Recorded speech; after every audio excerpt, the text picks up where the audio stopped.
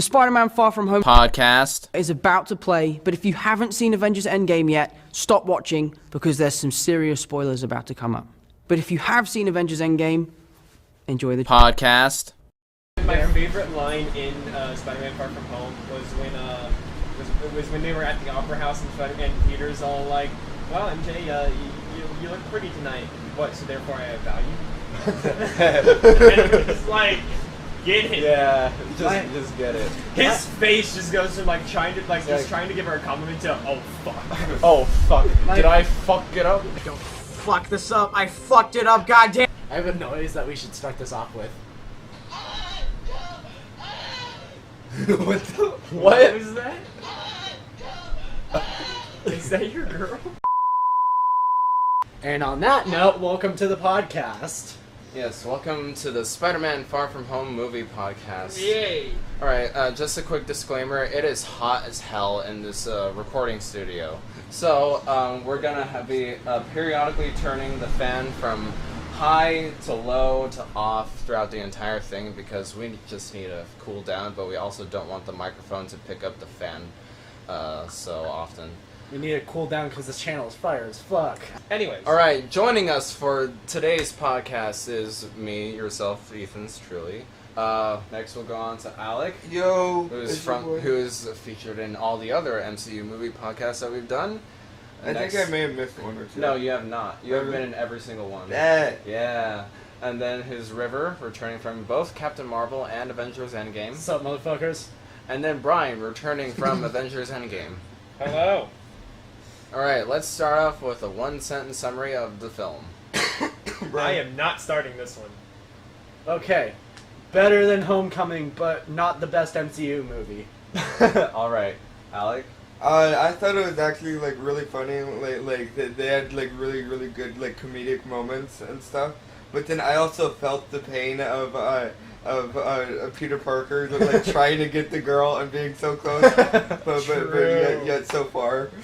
But I come so close, yet come so far. Yeah. Okay, Bryan, now are you ready? Yes. Okay. The only thing I can say is hashtag relationship goals. That's the only thing I can say. Okay, my summary of Spider-Man Far From Home. It's a great epilogue for Avengers Endgame. Actually, Really I will say that. Yeah, and I really think this film really brings on the modern-day teenager so well. It represents the modern-day teenager so well. I find it funny that a superhero movie has a better depiction of actual high school life than movies that actually take place in high school. Yeah. I think that's because like the depiction of a high school life in a superhero film is basically just a side thing, whereas I think movies set in a high school are trying too hard to focus in. Yeah, they're trying to dramatize it so much. Yeah. When that's not actually how high school life is. I mean, it may be in other places. Maybe in not other for us. Yeah, not for us, definitely. Okay, now let's start off with how the film began. Do we want to turn on the fan first, guys? Oh my god. No. Can I actually also start off? I hate this movie's fucking name. I just hate it. Yes. Far From Home is so stupid. It should have been Field Trip. That would have been... that would have been Or made something sense. school-related. That would have made sense because the last film was titled Homecoming, ergo a term with school. Yeah. And so they could have named this one Field Trip. This is FFH, okay? God. SMFFH. It's like the title makes sense, but like saying that to like people is like, hey guys, you want to come see Spider-Man Far From Home with me? Right? Wait, do you mean like Spider-Man like away from your place, man? Or what are you talking about? Exactly. Okay. Far From Home, it's the title. Do you want to know something funny? Spider-Man Homecoming was filmed thousands of miles away from Tom Holland's homeland. And yet Far From Home was filmed right in his home country. Yeah. Yeah, like 20 minutes from his parents' house. It was actually kind of shocking to me to find out that Tom Holland's actually British. Really? Yeah, no, actually, it's something that he talks about, how, like, when people, like, walk up to him on the street and he talks in his normal accent, everyone's all like, wait, Spider-Man's not British. It must have been one hell of an audition for him then. Yeah. On to the opening of the film. the film. We actually start off in Mexico, which Yes. is far from home. Yes. It really is. We start off in Mexico and we see this car driving down the street, and then we realize, and then we learn they park in this city that has been destroyed. They park in the ruins of the city, But who's and they? it's Nick Fury and Maria Hill. Yes, those are the two agents that are in this very depictable car because it's black. Yes, exactly. Like my soul. Because we all know that secret agents never drive anything or wear anything that's not black. They step out of the car and they're talking about like what just happened and how and like how all the locals are saying that like the air had a face. And then we just see this green cyclone come to the ground, and we see Jake Gyllenhaal. Yeah. All right, AKA let's just go into it right now. What do you guys think of Jake Gyllenhaal's performance? Jake Gyllenhaal? Jake Gyllenhaal's. What do you think actually of like Jake it. Gyllenhaal's performance Same. of Dr. Mysterio? Dr. Mysterio. Dr. Mysterio. That's his name, right? No, it's just Mysterio. Really? Yeah. Oh, I'm fucking stupid. I do like this Mysterio because Mysterio is actually one of my favorite Spider-Man villains.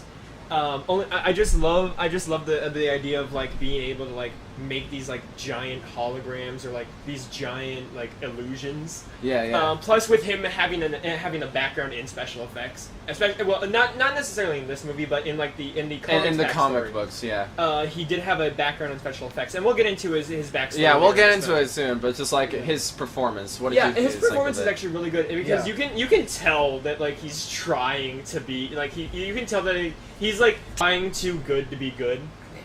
To the point where like it almost seems like it's phoned in with how good he's trying to be, until like the reveal actually hits that he's not good, and then you're just like, oh, yeah, I kind of saw it coming. And so like the way that he plus, I mean, he looks good with a beard. He does look good like a beard. He looks more grown up. I smash. I mean, Whoa, Alec. Hold Whoa. up there, cowboy. You just yeet your last I'd call. smash his face in, into the ground because of how much of an asshole he is. But yeah, no, Yeah, that's it's something that River was saying is like Jake Gyllenhaal is one of those people that like you'd believe that he like ran over your cat. yeah. Yeah, he's the type of guy where you don't know why, but you would probably believe any story of him being a dick. And that's my specific thoughts on his performance. Yeah. Alrighty, yeah, I agree 100% with you because like he really makes this character come alive. He Yeah. really does. And where were we? Oh yeah, Mysterio, not Doctor Mysterio. Cyclone with a green Yeah. cyclone, and he's all like, "You don't want any part of this." And then there's this giant rock elemental. Yeah, giant rock. Earth elemental. Yeah, yeah. Comes up, and then he's all like, "Doom." He shocks it, and then He shocks it, then title screen. yeah, title card. And then we get And then we get probably like the best intro of the film.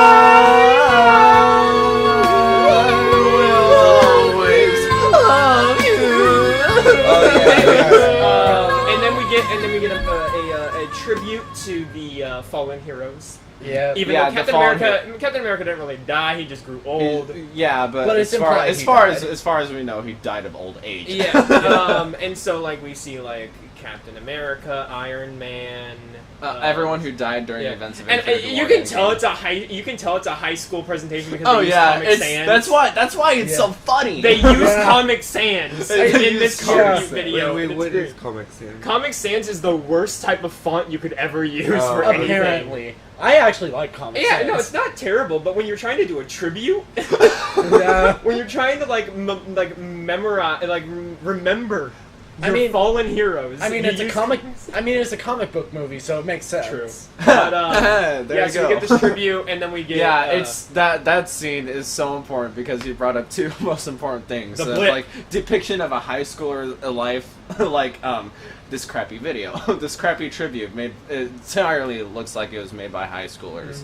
And second of all, it's the epilogue part of being the epilogue to Endgame. Yeah, just giving us a memoriam for all the fallen heroes of both Infinity War and Endgame. Yep. That's entirely what an epilogue needs. And I will say now that this film has a lot of Iron Man cameos. I will Yeah. say. It really does.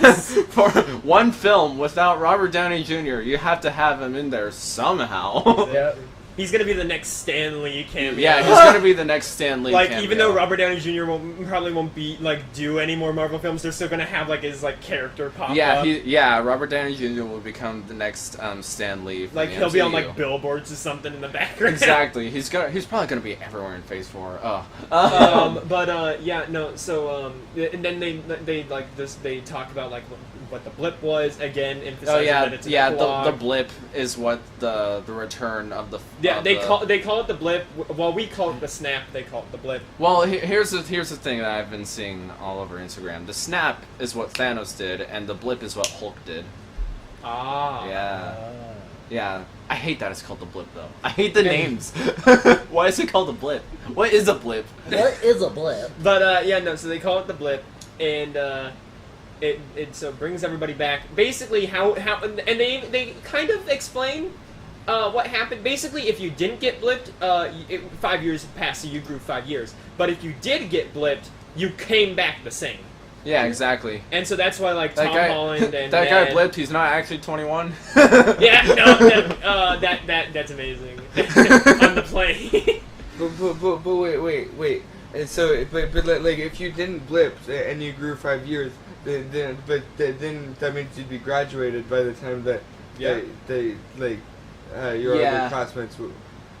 So they just started the school year over. Mm-hmm. So yeah, that's what everyone they said who did. as well. Everyone who did blip, they had to start over. Yeah, they made them start the whole year and Betty's over mad again. about it and everything. She's all like, even though we were so close to finishing it off.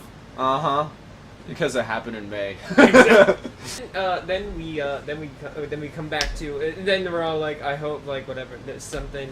Tom Holland's all like, I have a plan. It's like, I have a plan. I'm gonna do the step-by-step process to get MJ. And then Ned's all like, don't forget step 7. Don't do any of that. Yeah, don't do any of that, you stupid ass beach. You stupid. Because on one hand, it's making a plan like that to impress the girl is fucking retarded. I will say that. Yeah, it's like, especially that. It's like here's that's another the plan. depiction of modern day high schoolers' life. They make up this little fantasy, not that type of fantasy, Alec, of Get your mind out of the gutter, dude. of how to get their girl, and I'm assuming all 4 of us have done that at one point or Yes. another. Yeah. Oh, poor Alec. Well, no, I've just had other fantasies. So then like he explains his plan. Ned's all like, don't do any of that. We'll be bachelors in Europe. Remember that, bachelors in Europe. Bachelors. Wait, what is In bachelor? Europe. Bachelors are people who are not who don't have anybody. They're just there to have fun. Oh, okay, yeah. And they're single. Yeah. Yeah, That's the they're most single. important They're factor. just there to get laid, and then they're basically they just want to have one night stands. That sounds fun. Cut to like Tom Holland, basic, and then is it him packing first or is it the ceremony? It's the ceremony. Are we gonna mention MJ showing up there, or just like? Well, I mean, MJ does show up. She does show up. I don't think it really has any significance. No, though. she okay. Well, her character is better in this film. She doesn't really like play that big of a role. Oh yeah, so, this was also a thing that I was looking forward to this podcast. Like, since this is the third depiction of a Spider-Man in live action, what do you think of this interpretation of Spider-Man? Best Spider-Man. Yeah, of yeah, Spider-Man. Sure. Well, like just the Spider-Man universe. I like like this Tom Holland. Or I like This I like, Tom Holland. yeah. I like this Tom Holland. I like Tom Holland better as Spider-Man.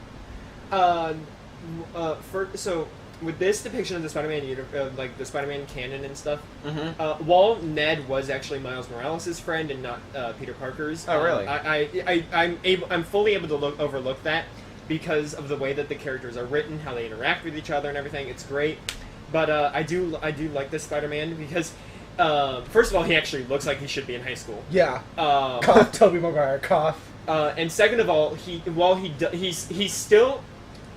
he looks enough like a nerd that he can pass as a nerd, but he still is attractive.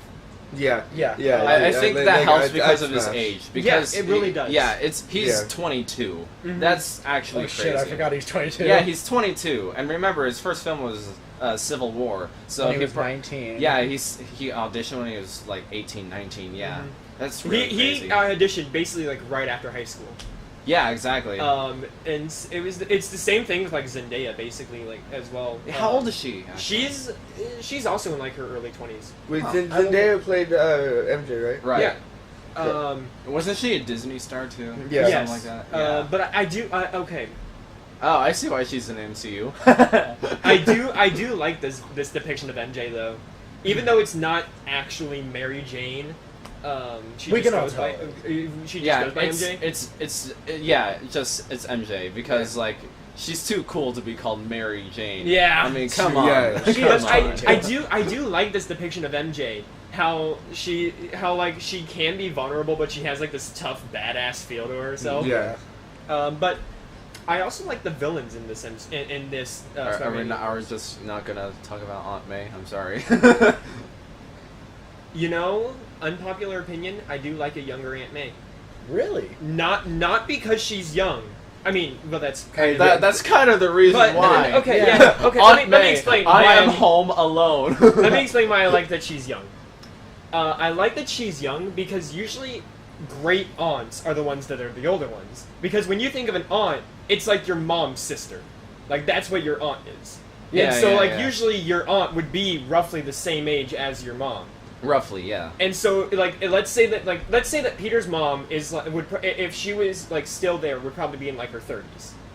So then Aunt May would probably be in like her 30s as well. Unless it's like great Aunt May, then yeah, like then we can have like Then an older Aunt May. that would probably make sense. But yeah, if we're yeah. talking actual like the way the actual life is, if it's just your aunt, then she should be in like her 30s. And so this aunt looks like she could be in her 30s. Yeah. But I feel like the one from the original Raimi trilogy really is still the most comic accurate Yeah. one. Yeah. Yeah. Because But, like, but his Aunt May had a really nice ass. I don't know. I don't know if you guys. I mean, know why that, do you but- think Happy's there? yeah, out of all the Aunt Mays, this is a really striking one. Well, because of how young Hot the she actress is. How young Oh, the actress okay. is. I also liked how we didn't have to have another Uncle Ben death. Same. Oh yeah, because like we've gotten that twice now. Yeah. Now instead his motivation's Tony Stark. Wait, we got a second Ben. And the Amazing Spider-Man. Which I think was more I- emotional than the Raimi trilogy. Really? I remember the first one with the Tobey Maguire. yeah with Tobey Maguire. And then there was Andrew Garfield. But I actually never watched any Spider-Man movies with Andrew. Oh. Well, That's you're He's lucky. Why? better at Spider-Man than Tobey Maguire, but he's worse at Peter Parker. Yeah, Tobey Maguire was a great Peter, a decent Spider-Man. Andrew was a terrible Peter, a I pretty thi- decent Spider-Man. I think that's also another like casting difficulty because you're You're basically trying to- playing two personas. Yeah, you're trying to find a Balance. cute nerd. You're trying to As all find a things cute should nerd, be. basically. You're trying to find a good balance between can you play both of this character's alter egos? Can you play a quippy, cool, badass web slinger, and can you also play a lovable nerd who Nerdy. doesn't know how to stand up for himself? Yeah. Another thing that I like about this universe, other than the last one, is the change in Flash Thompson. Same. Oh yeah. Well, everyone hated Flash Thompson in Spider-Man 3, which I understand because you went from having Flash Thompson in the first one being this big buff dude to him being this scrawny little dude asking Jesus for help. Wait, Flash Thompson was the bully in the first movie. I know. Yeah. It was a big buff dude. Wasn't Eddie Brock the dude that you're thinking of? Oh, it's Eddie then. Fuck. Never wound what you can't kill. Yeah, that's right. Yeah. I'm getting my canons confused. See, yeah. This Fake is, fan, I fake hate fan. No. Yeah, no, like that's another reason why I hate all this multiple universe shit that's going on. Cause like, I don't even think there is a multiverse. no, multiple different contracting Oh, universes. yeah. That's what I'm getting at. That's Contracting the movie universes. universes. Yeah, the movie universes. Yeah, Yeah. because But like I do like there's this all Flash Thompson. because there is like the Raimi trilogy, the Amazing Spider-Man films. There's a Spider-Verse movie, which is its own thing. Yep. And like, yeah, X-Men is not part of the MCU. Don't get me started on DC. Oh my god. Oh, don't no. Yeah, no. We are not getting into that in the Marvel podcast. There are too many universes. But I Contract do like this universes. Flash Thompson, with him more doing the verbal abuse than the physical. Yeah, exactly. I think that's more appealing to again the modern day high schooler. Yeah. Because I feel like Physical bullying isn't really a thing anymore. Mm-hmm. More or less. If you guys live in a different area, because it all depends on geography, honestly. Yeah. But where we come from, Portland, this very liberal state. Why are you saying where we live? People are gonna come stalk and kill us now. No, I'm not saying the actual address. His actual address No. is. Like the Splash Thompson of him just using more verbal abuse. Yeah, because like there isn't really any more physical abuse in high schoolers anymore. It's all just words and Words and online. more or less cyberbullying. Yeah. Yeah. Which is pretty bad because like stuff I see What's on up, Facebook. Flash Mob? Stuff I see on Facebook is like, they're cyberbullying, but I don't think they're actually knowing that. Yeah. Anyway, sorry, Brian. And then I'll talk the villains. I'll talk about the villains once we get into Once the we get there, yeah. Flash Thompson made me laugh a lot in this one because he was Yeah, like, "What's up, Flash? What's up, Flash Mob?" What's up, He's Flash constantly Mob?" streaming and it's hilarious. Yeah. Wait, was Flash Thompson in like the previous movies? Yeah. Yeah. He's Yeah. the one that's always going, We- what up, Flash Mob? We said we said in yeah, he was in Homecoming, but like different I contracting never universes. You haven't seen Homecoming. No. Then why did you see Far From Home? Okay, but I'm We gonna can stop. start from home. I'm gonna stop you right there, buddy. Anyways. I don't feel like you need to have watched Homecoming to have seen this one. Yeah. Honestly, because like this is really the fourth film with Spider-Man in it. So and Homecoming was the second. So I think more of the important stuff happens with Spider-Man in Infinity War and Endgame. That will actually impact this film. Homecoming didn't really do anything to the MCU story. It really. It really didn't. It was But just I think filler. it was. It was like one of It those was filler actually- episodes in the TV show. But it was really enjoyable because Yeah. during that time, because like it became in between Guardians 2 and Thor Ragnarok, Yeah. it's like a really comfortable low stakes adventure, and because like I feel like we all gotten tired of like, this is gonna destroy the universe, type of thing. Yeah. Yeah. It was nice to have like a slower paced movie. Yeah, exactly. But for this one, I feel like it's sort of within that same range. I think stakes feel higher, but they're not really higher. Yeah. Yeah. Yeah, Um, for sure. So anyway, so then it's isn't it the ceremony first? The ceremony, yeah, like the fundraising Yeah, thing the fundraiser for Tony Stark. fundraising event. Yeah, that Aunt May set up. Yeah, where like we see Aunt May, she's like giving a speech, and then she's all like, "Spider-Man, why don't you say a few words?" And then he's all like, Hi. good job." Hi guys. Thanks for coming. Yep. Thanks for It's having me like here. I Thumbs up. appreciate everyone. Yeah. Yes. And then then they go back into the back room. They talk a little bit. Happy comes in, comedically late. Comedically late with this giant ass check prop. And then like him and Aunt May have this like awkward exchange with Peter Parker in there. I do like how while it is third person, it's still Peter Parker's perspective. yeah. So like whenever like It's a different type of third person. It's like what's it Second called? person. No, second person. That's your choose your own adventure type of thing.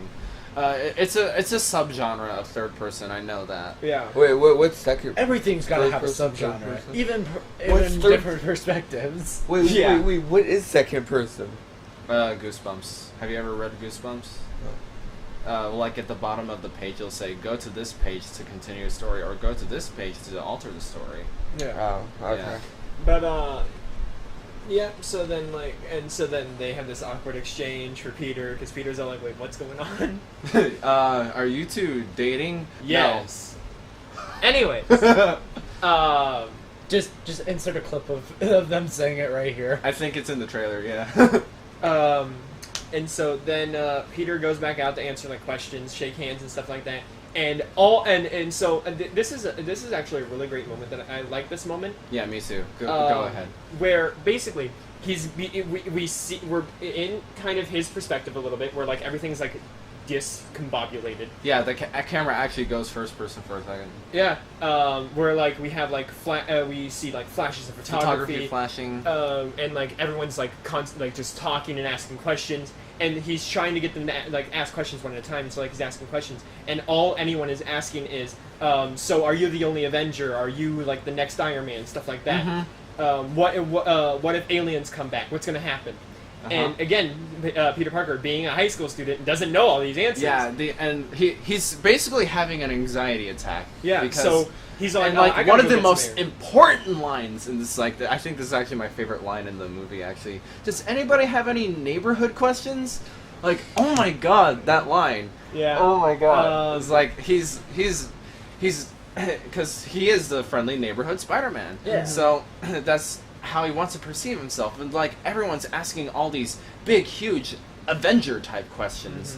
When he's not. A big theme Yeah. in this film is like the bigness of threats. Like Mysterio later in the film talks about how like he needs an Avenger level threat. And like in this, they're talking about like, so are you the only Avenger? Or are you the next Tony Stark? Peter Parker's not ready for this. He's not ready to fill the shoes of Tony Stark. Yeah. Well, Homecoming. Which is why he has the anxiety attack. Yeah, I love how in Homecoming they talk a lot about like Spider-Man's power and stuff like that. In this, they really tackle like the responsibility that his power holds, especially now that there's like Avengers stuff. With great power comes great responsibility. Exactly. This really does tackle like his responsibility of like how he's able to like have this responsibility of not having to be a friendly neighborhood Spider-Man anymore. How he has to be, how like he has to expand his responsibility to the Earth, even though he may not like it. Yeah. That is a really great scene right there. Also, high schoolers having panic attacks all the time. Bitch, please, you've been to space. Exactly. Speaking of Nick Fury, one little thing we missed, we forgot in the fundraising event is when they're backstage, Nick Fury does call, and Peter and Happy have this little moment where Happy's all like, you gotta pick up the phone, because if you don't pick up the phone, then he's gonna call me, and I don't want to talk to him. Why, are you scared? Yeah, I'm scared. I'm scared of him. Okay, now you pick up the phone. And then he's all like, no. Did you just ghost Nick Fury? You do not ghost Nick Fury. Nick Fury is a threat forced to be reckoned with, and you do not want to reckon him. don't wanna take his other eye. Peter Parker be like, sorry, can't talk, driving. So yeah, no, he like ghosts Nick Fury in like the next couple scenes. We see him getting ready to go, and he has this little exchange with like with Aunt May, where Aunt May's all like, "So, are you gonna pack your suit?" And he's like, "No, they don't need a friendly neighborhood Spider-Man over in Europe. Why do we need It's basically, since he got asked all those big Avenger type questions, he does not want to be a superhero at this point. He doesn't really, and so like another flashback to Spider-Man 2, guys.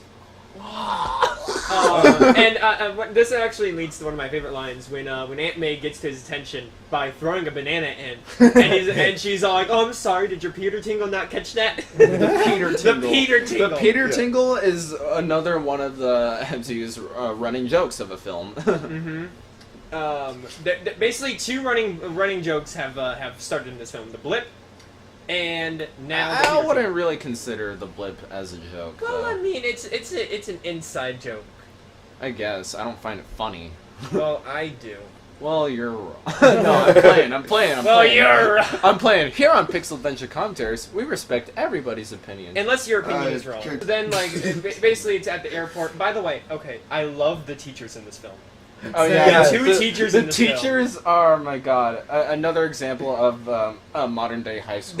They also fall under hashtag relationship goals, because the way that they interact with each other, they sound like a bickering old married couple. Yeah. They do. They really these do. teachers, especially. Are we on the plane now? Are we talking about the plane scene now? Yeah, I guess we can just go straight to the plane. Okay, because on the plane, that's when one of the teachers does the most notable thing of like. Oh wait, no shit, we missed something in the TSA line. We did. So that's when they get to Europe. No, they're in Oh wait, shit, yeah, I'm wrong. Yeah, when they get to Europe, that's when they search his bag. Okay. Oh Shit, yeah. Yeah. So, one of the teachers is like, okay, let's explain the premise here a bit more.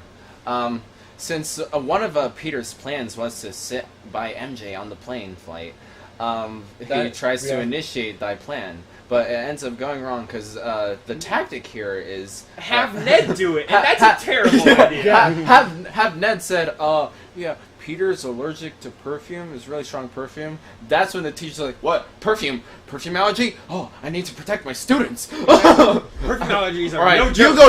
you go here. You sit on my. There's also this like side relationship between like one of the students and MJ, where like Peter thinks that they're like that he's like flirting with her and everything, but Peter's trying to get with MJ. I can't even remember the character's name. That's a forgettable. Brad? Brad. That's it. Of course, Brad. that's right because it rhymes with Chad. They can't use Chad because that's a copyright Actually, thing. can Wait, we what? just call him Chad because he's a Chad. Yeah. I don't get it. What's a Chad? You don't know the Pretty rich boy that all the girls want to date, like that type the of thing. douchebag. The douche. No, that's Kyle. Oh, that's Kyle. Are these Urban Dictionary terms? Yeah. Yeah. Oh. Chad is like the pretty rich boy that like all the girls want to date, and then like every like nice guy is like they only want to date Chads. Yeah. Oh, okay. That's what a Chad is. And so really, he's such a Chad. He really is. Brad is a Chad. Brad is a Chad. Because he even like acknowledges that he knows Peter has a crush on MJ, and yet he still is like doing this whole like I'm gonna make you think that I'm trying to get with MJ. It's basically a love triangle. It really It is. basically is that. But it's better than Pearl Harbor's. Anyways, and so like they're on the plane, and so Brad ends up sitting next to MJ, while Ned sits next to Betty, and They get all happy, lovey. Well, that's later on. And then Peter sits next to the teacher. Yeah, so this basically the plane flight is just a whole montage of Peter's failed attempts at flirting with MJ. And he sees Brad and MJ listening with a dual headphone connector. Dual headphone adapter. Yeah, which It's was better than his. Which this this Peter's is, yeah, this it gives me was, one of my actually. I favorite noticed MJ. that. This gives me one of my favorite MJ lines in the film, where like Brad's all like, "So what kind of movie you want to watch? Anything that's depressing or really comedic, because I love anything." And I'm just like, bro, that's a mood. Yeah, Me too. modern day high schoolers. And then That's what I love about this Ned film. tries to talk with Betty and is all like, "So, do you play Beast Slayers?" And then she's like, "Nah." And then he's No. like, "Oh, okay." And then like he starts playing. And then in this montage, and the teacher's all like, "Yeah, no. So my wife tricked me into thinking that she blipped away when really she was with a colleague in like another country." That was hilarious. How do you pull that off? Right? We had a fake funeral and everything. Well, I mean, it wasn't fake; it was real to me. And then then he's all like, "I have the video if you want to watch it." "Oh, you brought a dual headphone adapter. Here, we can watch together." Oh my god, that's so sad. While Peter just watches films on the plane by himself. Yeah. I want to point this out because when Alec saw it in the theater, he was like, dude, what if those actually become real movies? You remember that? Wasn't it like the light of like something the Wakanda? Heart of Iron. The Heart of Iron. It was like living on Wakanda or something, and then Heart of Iron. Yeah. So like, and then Alex was like, what if those become actual movies one day? How much would Those are probably just like in-universe documentaries. Yeah, they're real. They really are. Would that be awesome though? Yeah, It's like yeah, if we got those Having in-universe MCU documentaries. Exactly. No, With that your- would be cool. Interviews with the characters. with your host Anthony and Joe Russo. It's gonna be on their Disney Plus streaming service, guys. Exactly. Later in this montage, we see Ned having fun with this game, and then we see that Betty slowly gets interested. And then later on in the montage, we see like they get some turbulence, and so Ned's hand instinctively goes onto the armrest, and there's Betty's hand, and they like lock hands basically. And so eventually they got off the plane. Yeah, I remember Bryan said if they end up being a relationship by the end of the movie. I know. But the next scene though. The next scene, Ned's all like, "So how'd you play with MJ go?" And he's all like, "Not well." And then like Betty comes up and she's all like, "Okay, I'll see you later, babe," and then boops him on the nose. Boop. And then she boops, and then he boops her, and then Wait, hold on. I want to do this. There is an instinct that is pulled off if you do this to River.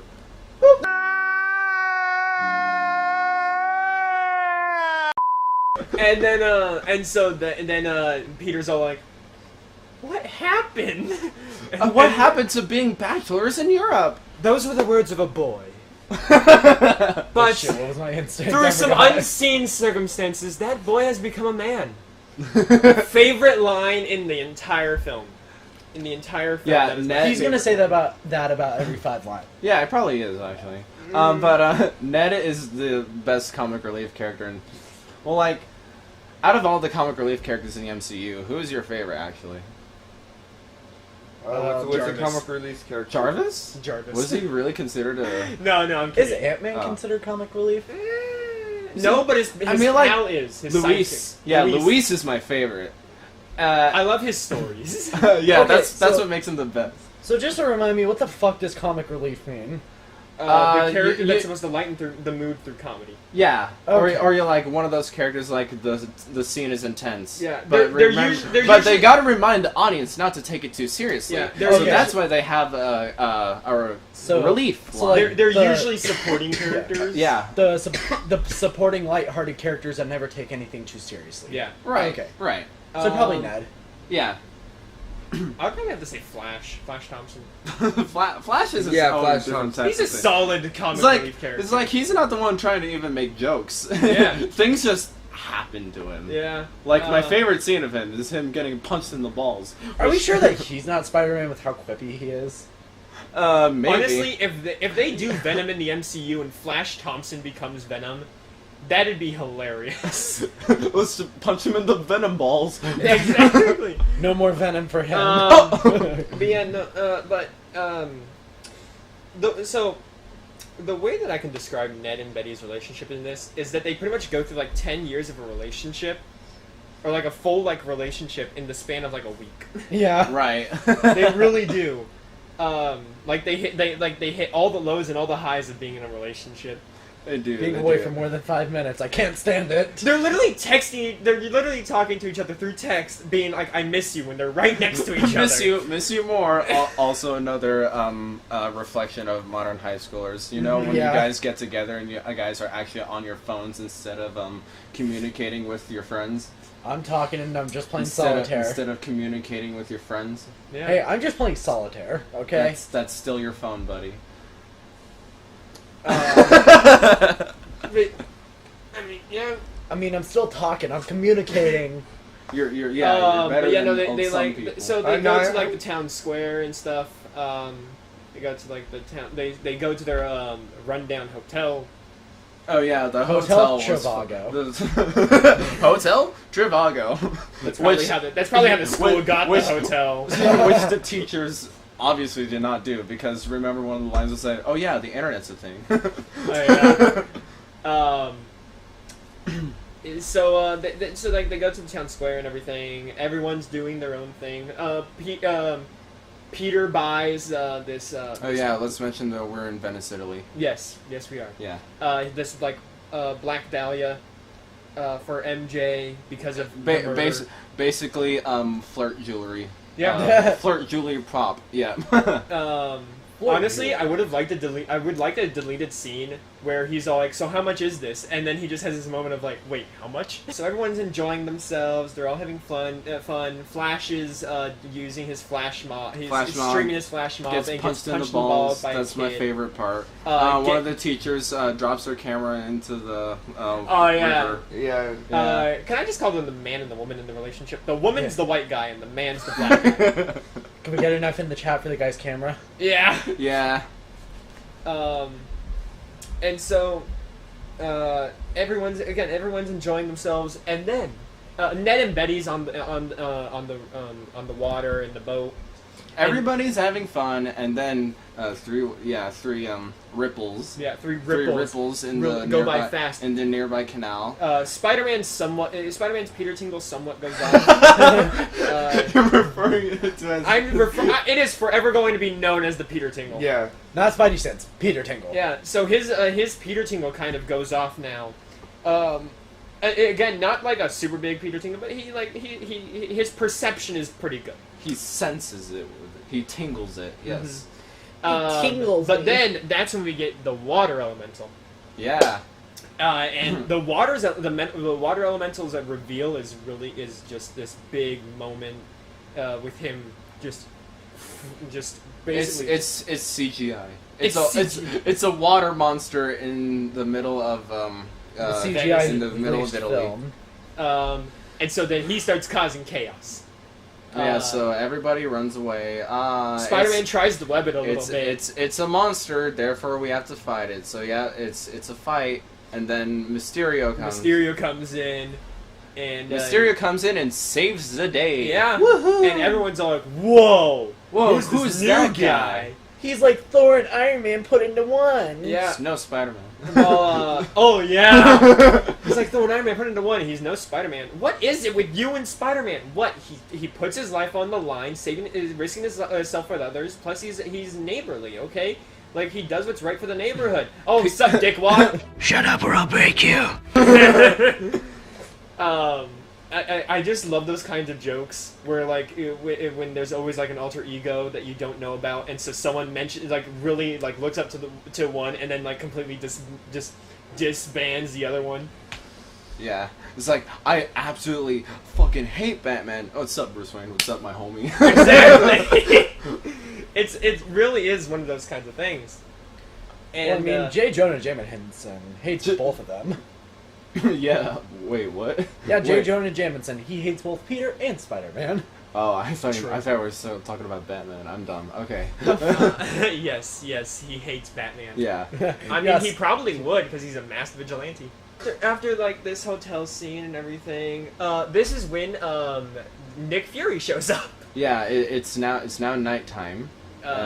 And, so everybody goes to their little Spider-Man's bunking brushing rooms. his teeth. Ned enters and he's all like, "Yo, so that thing at the oh wait." Yeah, it's like I remember the time when me and Betty first fell in love. and then he gets Then he gets shot. He gets shot by a CGI gun, by the way. That's not a prop. That's CGI. That was CGI. That was Yeah. CGI? What? That's a Yeah. CGI gun. Yeah. Why?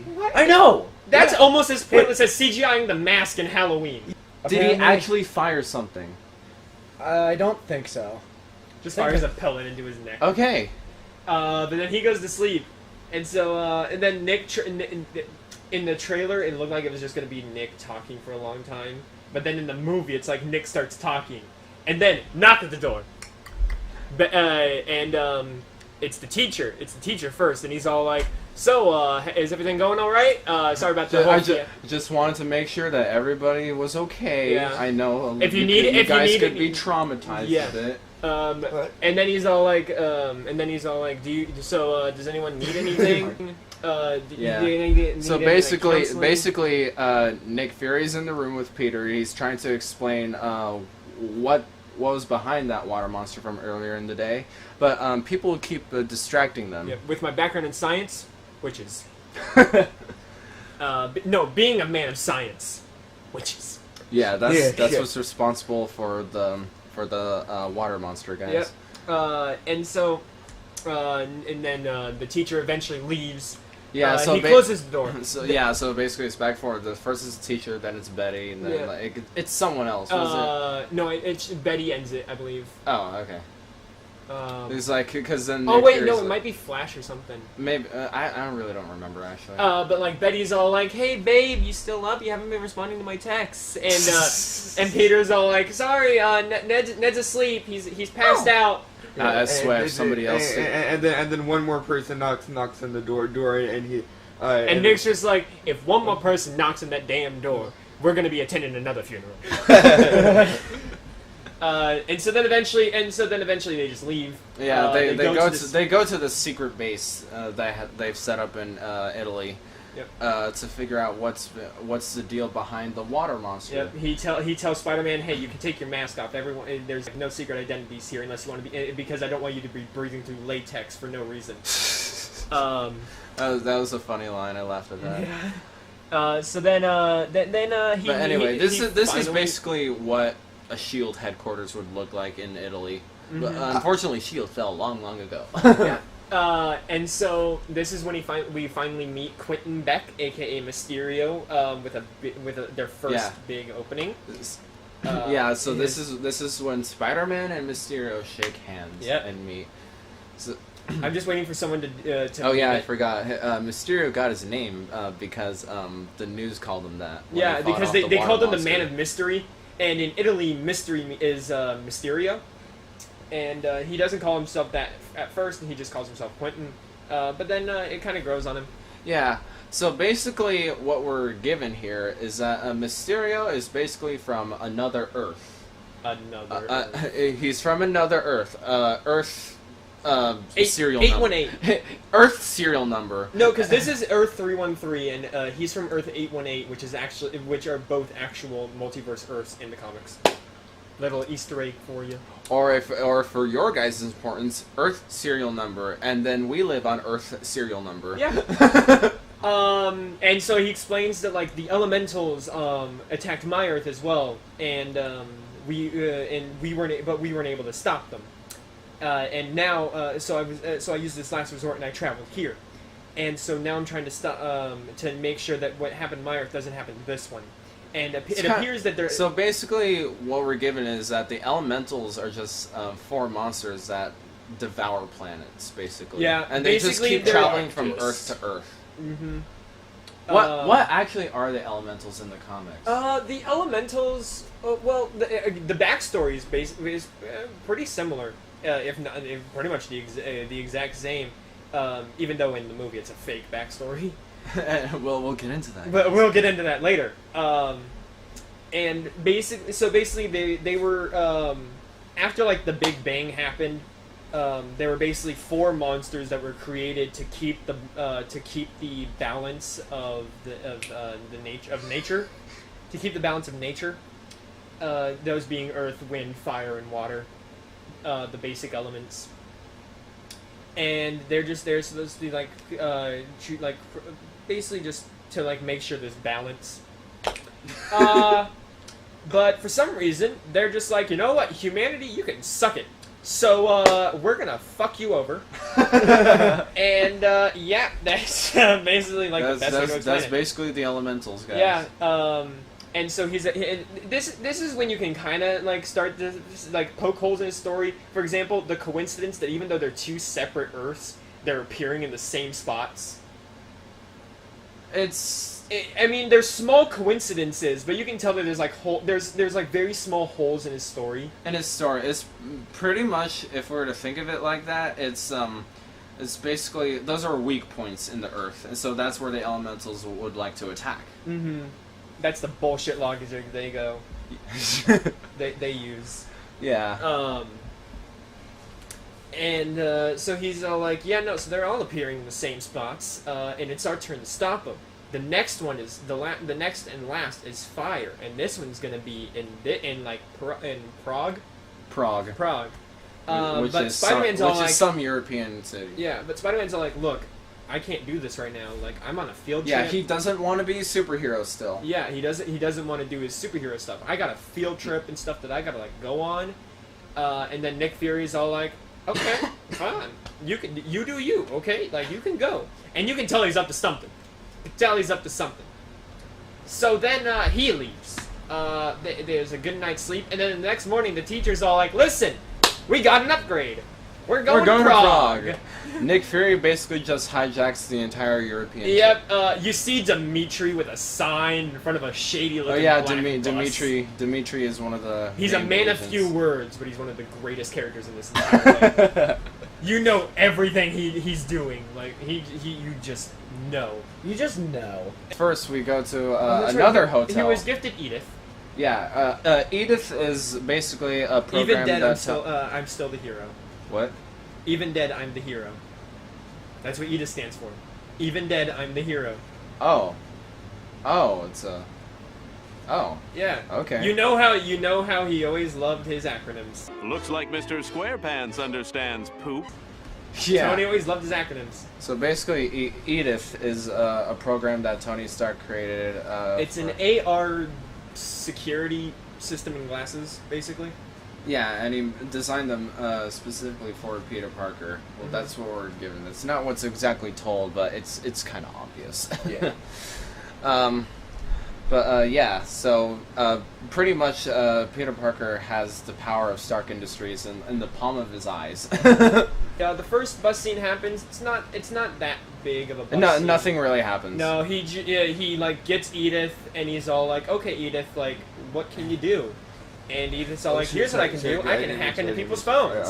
I can tell you exactly what they're like talking about. Oh, and stuff that's like cool. What's River doing at this point? He's looking at memes. What is Alec doing at this point? Looking at porn.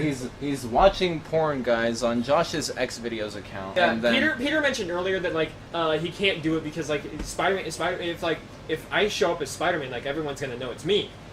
Yeah. And so he's trying to basically give He's every trying. excuse. He's trying to loophole himself out of not being a superhero. Yeah, right but now. knowing Nick Fury, you got to be careful Yeah, with your words. yeah, because So, you do not want to mess with Rick Fury. Rick Fury. I'm Rick Fury. Basically, up. Fury is basically counteracting every Rick Fury. loophole that Spider-Man creates. That they make a different suit. So they made the stealth suit, and how he gets it is he goes into this back room where he sees this Russian shield agent. Okay, this scene confuses the fuck out of me. And why? Because as soon why as doesn't he just go into the back room? There's different doors. He can just literally go into a different door. Yeah. But why was this even written like this? Because I can feel the pitch plot meeting. convenience. I can feel the plot convenience. I can feel the pitch meeting right now. Okay, Peter Parker will get his new his black suit Spider-Man suit because from a porn star. Wait, that was actually a porn star? No. The fuck, Alec? Bro, that See? would've been Can you? awesome. But yeah, what was the frick? Why? I don't Why know. did they have him deliver what the means of okay, what was the very first premonition you guys saw once you saw that woman? She was hot and I would smash. Russian spy. I was thinking either BDSM or dominatrix, honestly. I- The way that she towers over Tom Holland in that scene too. I just picture dominatrix. I just imagine her pulling out a whip. Stop it. Get some help. Honestly, that's it. I think that's It could have one of gone better. That could have been written better. I think that was one of the worst parts of the film because then the next scene, once Spider-Man has actually taken his pants off. Yeah, he takes because his pants the dominatrix has And then Brad comes in. ordered him to take off his clothes to put the black suit Spider-Man suit on. Yeah, because I got Black to see how suit it fits. Spider-Man suit. Yep. But and then Brad comes in and he's all like, "Whoa, I thought this was the bathroom. I didn't mean to disturb you or anything."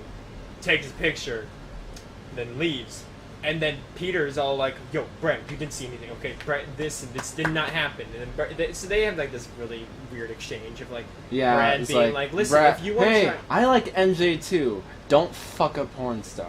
Exactly. Now I need to tell her the truth that you are a fuckboy.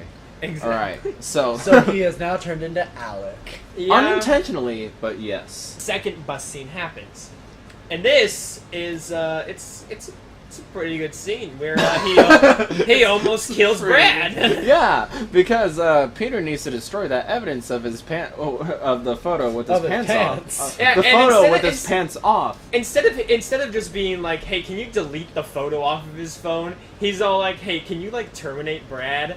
Is Brad a threat? Yes. Okay, initiating nuke strike.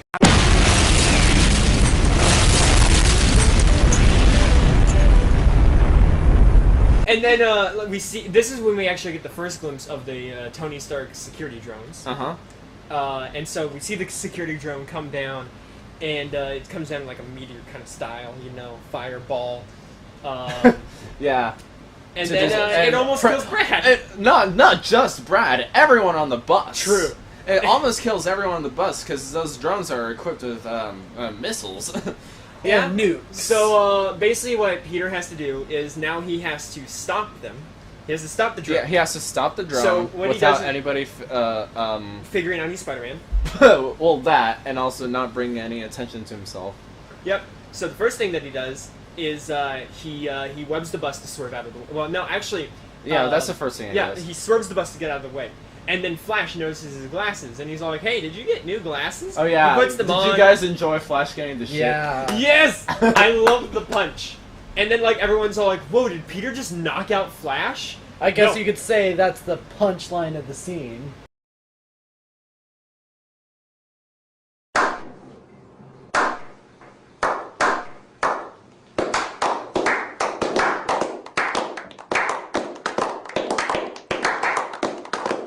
AYS. So then everyone's all like, "Whoa, did did you just knock out Flash? No, what you talking about? No. Look I at the didn't baby even- mountain goats. Yeah, look at the baby mountain goats. Um, And then we could probably get like one of the coolest slow motion scenes, like the shot. Actually, so I follow Tom Holland on Instagram, and he actually uploaded. doesn't? He actually uploaded a video of behind the scenes of them doing the slow motion shot. Oh, really? And he was actually attached to a crane. Oh, A green screen so crane. that's how it works. And that's was how they- was there a physical bus there as Yeah, well? Oh. they actually like had a bus there that he jumped out of the escape with. But it was a bus instead of a green screen studio, or They still had, like green screen, but it basically how it was is they had the bus stationary, obviously.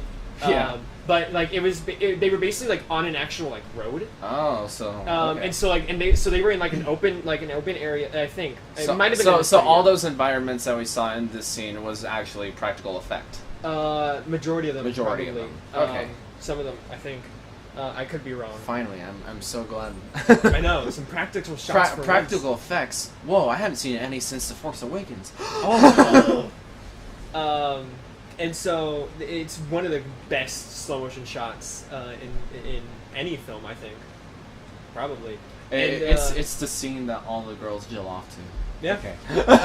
And so we can he's- call that scene creamy. So then he like stops. He Yeah. stops the drone from killing everybody, and he's able to delete the photo before Brad can show it to MJ. Yeah, so he tries again with Edith. Like, no missiles, just hacking, please. Yes. No delete missiles. the photo. Delete the photo, please. And then they're in Prague. Yeah, they finally get to Prague, which is a beautiful city. I will Yeah, have it to really say. is. by the way, They, show they of- really showcase how beautiful the country is. By the way, show of hands. Who else thought that Prague was spelled P-R-O-G? P-R-O-G. Show of hands. Who thought that? I thought it was gonna have an. I knew it was gonna have an A in it somewhere. I thought it was spelled P-R-A-U-G. That's what I thought. Yeah. But like, I what is don't it? know how to European. spell. It's P-A-R. It's some. I know it's like, Europe is weird. Yeah. Hey, let's all try to spell Czechoslovakia, guys. No thing. I know it's like C-A... No, it's Nope. it's C-Z, and that's it. That's all I know. They get to Prague, and they are living. They get to stay the night in this beautiful hotel. Yeah, it's a beautiful mansion. But it's a Hilton Inn. Again, guys. so then Ned's And- like, and hey, it's- so where's and the it's- next fire elemental supposed to be? And then he's like, here. You're supposed to keep us out of danger. I know. I'm just a teenager. I know. And so then he's all like, okay, we gotta get a distraction. We gotta get them away for like 4 hours. Which is very hard to do since apparently this night is like the carnival. It's of, the festival of lights. carnival of lights. That's Carnival of Lights, the that's carnival it. of lights. Yeah, that's Well, the they, fire they elemental will emphasize sit in there carnival. nicely. And so it's supposed to be. It's just like it's one of the biggest events in Prague. Which is originally going to be their plan, but then they need to Spider-Man needs to buy some time. And so they're all like, to keep them all, "Opera!" to keep this field trip safe. Let's go to the opera, guys. It's going to be the most best and self-enriching 4 hours of your life. 4 hours. Do you know how much opera tickets cost? I know, and this is all funded by the school. I love how the teachers are just so ignorant that they think it's all from the school. Like they don't bat an eye at anything that's going on. Like that they suddenly that in Venice they had this terrible shit hotel, and now they're in Prague and they have this luxurious place. We're gonna thank Nick Fury. Yeah. But what if they get back and like all the school funds are gone? Nick Fury's like, yeah, no, I hacked into the school and I made them pay for it. We're gonna take you to these glorious cities and the school's gonna pay for it. So then they go to the opera, and this is when Peter's all like, look, I got a dip, okay? I got a dip. But wait, hold on. We gotta mention your favorite line. Oh, yes. Where Peter and MJ are talking at the opera house, and Peter's all like, "Wow, MJ, you look pretty tonight. What? So therefore, I have value." Did I fuck up? Yeah, no, his face says everything. He's all like, "Fuck, I fucked this up big." So basically, like, so Peter dips, MJ dips, Ned and Betty dips, and they all go to the carnival. Yeah. Everyone goes to the carnival because then, who wants to sit through an opera? Have Right. any of you guys been to an opera? No. No, I haven't. But I know how boring Exactly. It Nobody, can be boring. nobody, It can be. nobody wants to watch an opera. Wait, is it a This soap actually- opera? okay. Or is it... This actually gives me one of my favorite scenes with Mysterio. Okay. I mean, Mysterio's scenes are actually really good in this movie, and we'll get into that later on in this podcast as well. Because Yeah. there are some great scenes near the end. Yeah. But this gives us a really good moment with Mysterio and how like he's building trust with Peter Parker Yeah, to yeah. make the reveal even that much more traumatic for him, because Mysterio actually talks to him as like a mentor. Yeah, exactly. being like the character interaction, between Tom Holland and Jake Gyllenhaal is one of the greatest. Yeah. The greatest in this film as well. Um, And since what I can kind of sense from this Peter Parker, since this is the MCU, he's looking for a father figure. he really is. That's what I think he's looking for. So Uncle Ben is out of the picture. He found one in Tony Stark, and then Stark was kind of annoyed by him. Stark went up and died. Stark was kind of annoyed him in the beginning. Then he finally, He came like- around. yeah, he came around, made Spider-Man an Avenger, and then he died. Yeah. And so now Mysterio is now he's kind of since putting Mysterio has come into his life, he's like trying to figure out if this guy is right for him. in this scene where him and Mysterio are on this rooftop. This was earlier on. I think top- this is still back in Italy, actually. Oh, Like the rooftop. Yeah. Spider-Man is he's having teenage depression, guys. Yeah, because he Just like every he had this teenager. plan, and now like not Mysterio, Nick Fury's like ruining it, Mm-hmm. and he talks to Mysterio about it, and Mysterio's all like, "Look, are you gonna be Peter Parker, or are you gonna, like?" He's all like, "What do you want?" It's like it's okay. You're not selfish for wanting a normal life. Yeah. It's like I'm pretty sure that's something that we've all experienced. Mm-hmm. It's like We've all wanted to, we all have like this picture of what our life should be, and we all want to accomplish that picture, but but life just like gets in the way. exactly. Life just punches you in the nuts every time you try. So that's another reason mhm. why this film And is so- so great, because modern day teenager parallels. And then the Carnival of Lights happens, and I really like the reveal of the fire elemental. Yeah, How, exactly. the ground cracks. You It, s- like the magma like wraps itself around a fountain. Yeah, it kind of does, and like the fountain starts to heat up and steam just blows off of it, and then he just bursts through. Honestly, I thought it was gonna be like a tornado made of fire for the fire elemental. That would have been cool, actually. Yeah, I thought it was gonna be like straight fire, not magma. And so then it's like this giant fight scene. Ned and Betty got on the Ferris wheel, and so they got trapped. Yeah, they ultimately fucked themselves over Yep. by They not almost die. watching the opera and not culturally enriching themselves. Yep. And MJ is kind of like in the back, like watching. This is when we finally see the stealth suit for the first time. Yeah, And, the black suit Spider-Man. yep. And Peter gives a really good line that I think most men can relate with. If yeah, no, it's great. It's just a little tight in the old web shooter.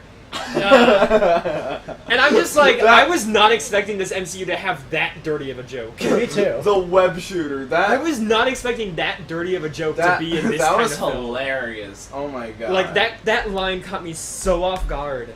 Yeah, But the web, it was- the web shooter, right? The old web shooter, but it was still it was a great delivery. It was a great line, and I'm just like, a lot of us Yeah, can it's a relate little to that. tight around the old Web shooter. We can all relate to that. Especially if any of us have tried on a morph suit before. Yes. A morph suit. One Or was piece that like covers your entire body. Oh.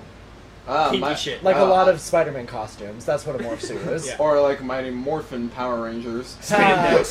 Just spandex. Tighter on the web shooter. And so they start to fight the fire elemental. Mysterio's all like, don't let it get into metal, because if it absorbs metal, then it gets bigger. Then it gets bigger. And Give it wood.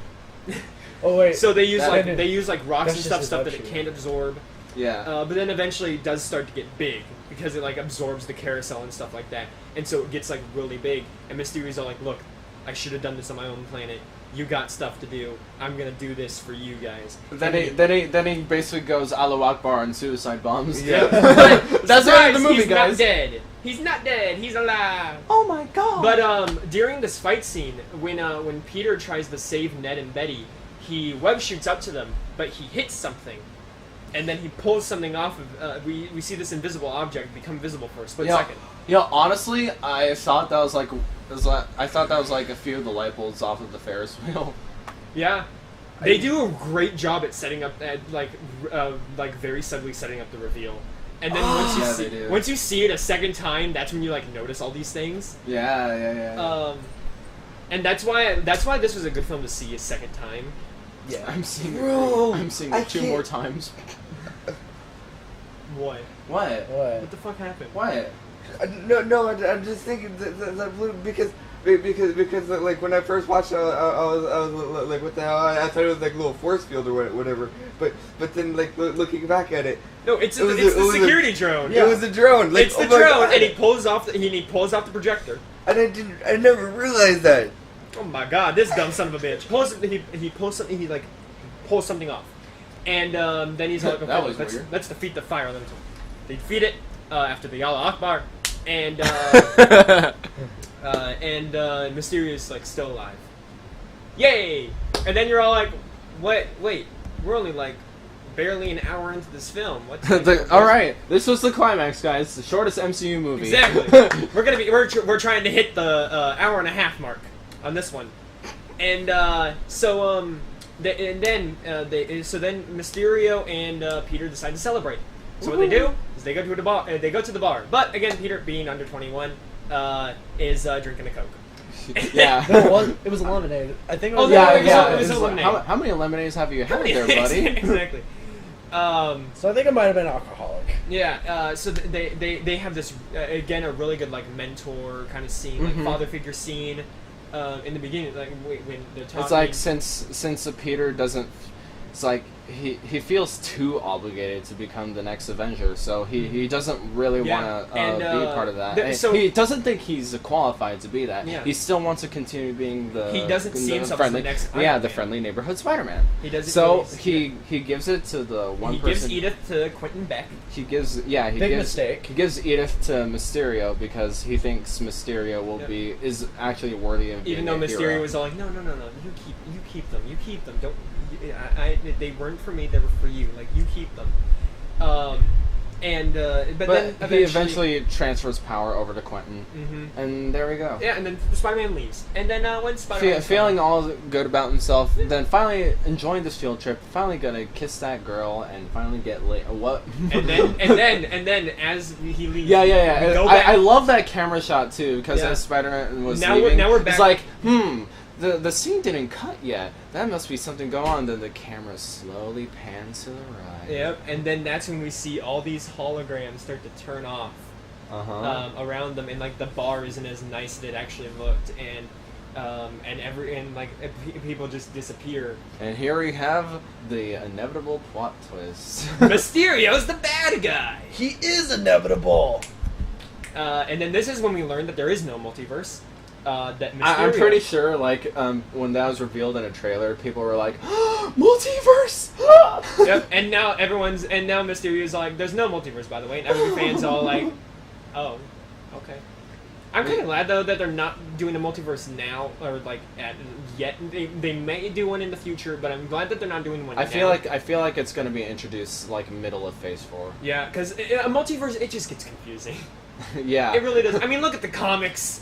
The comics are all over the fucking place. Exactly. What? Hello. You got like, nice to meet you. I am Spider-Man. I am Wolverine. I am also Spider-Man. I am Spider-Man. I am Spider-Man. I am Ultimate Spider-Man. I am Amazing Spider-Man. I am Spider-Ham. I am Spider-Man 2099. I am Penny Parker. I am Spider-Gwen.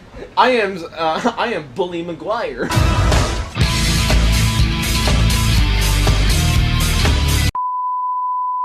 Mysterio gives this monologue of like his motivations and stuff, and I do like how everyone that Mysterio's teamed up with, they're all people who have been torn down because of either Tony or Peter or Spider-Man, but mostly Tony. It's mostly Tony. Well, it all is Tony. These are all people that have been wronged by Tony and didn't see him as the great hero the rest of the world did. So, like for example, we see the second-hand scientist from Iron Man 1. Okay, yeah, like... the flashbacks. The flashback scenes, like... Because we get some odd placements of old movies in this one. It's really weird. I would have because just liked apparently the monologue. apparently this is not Jake Gyllenhaal's first MCU movie. Are we that blind? Wait, what? Was he not in? Oh wait. What I'm wondering is, was he credited in that movie? Like, that were was, we, no, like that was Civil War. That was Civil War. Was he actually credited in Civil War? I don't know. Are we just that blind to not see that obvious camera angle? He was in the middle of the fucking camera, and we didn't realize that was Jake Gyllenhaal. Right. I want to go back He's into not the listed in the credits for Civil War. Apparently. Okay. Apparently he was not in the movie.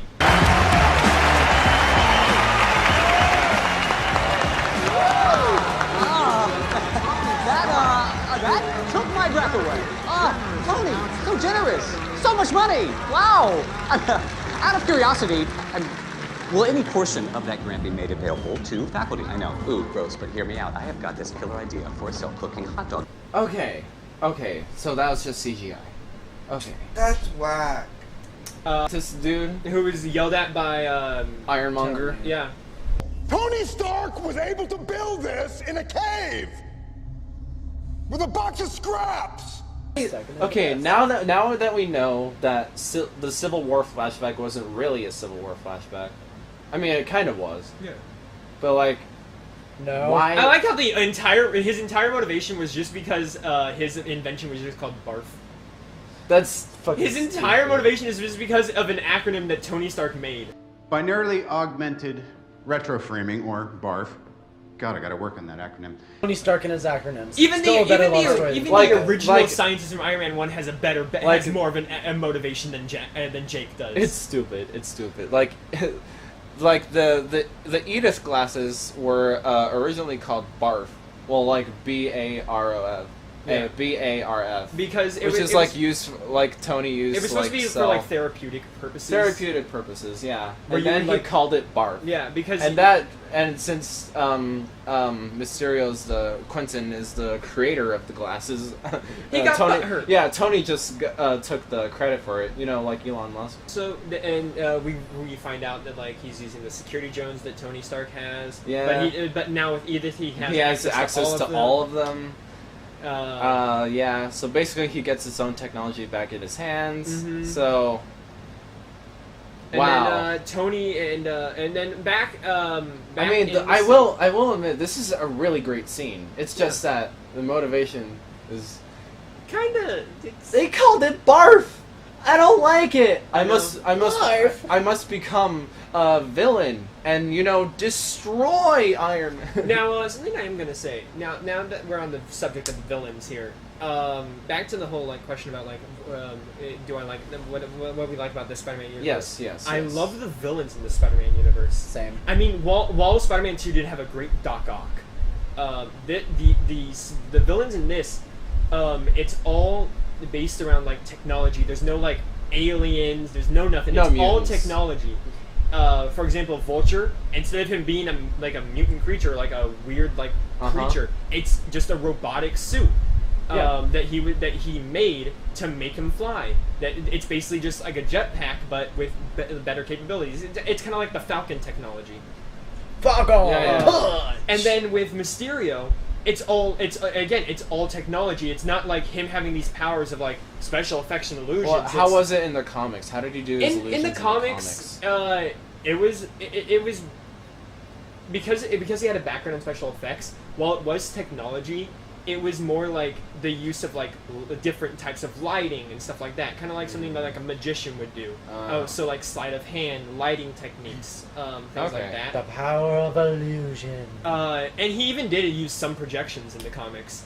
And but in the movie, it's just the projections. Just projections, strictly. It's just projections. Because they wanted to be quote realistic unquote in this Marvel Cinematic Universe. Yeah.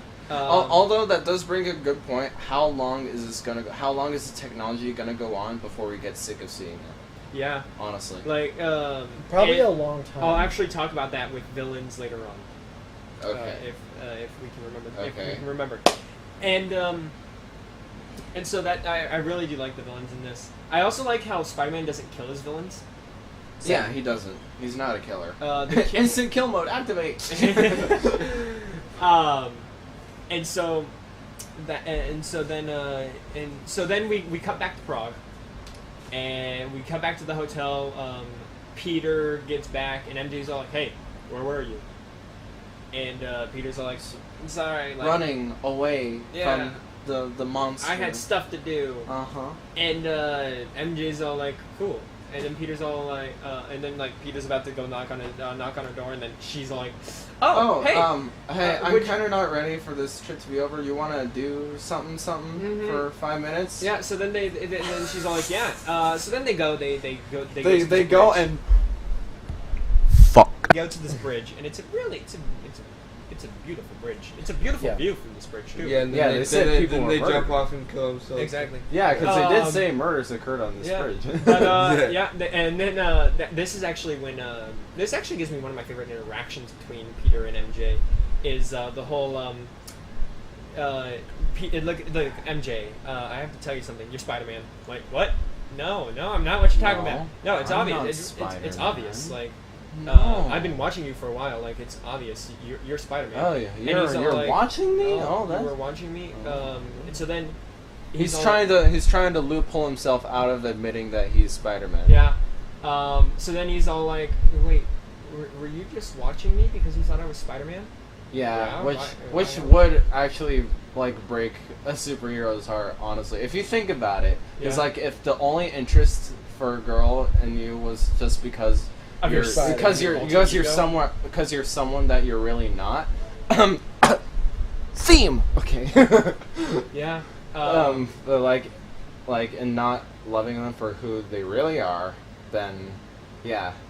And then this is when they learn about what the projection is for. So they like draw the projection accidentally, and they like set it off, and it's this. We just see this giant elemental thing that looks real. It looks so real, but like it looks so real. Right? CGI. But because it's not like at full power, it's just a projection, so like it doesn't actually do any damage or harm or anything.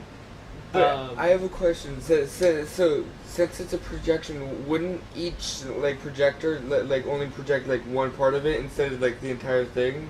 So like that's why it's so small compared to the full thing.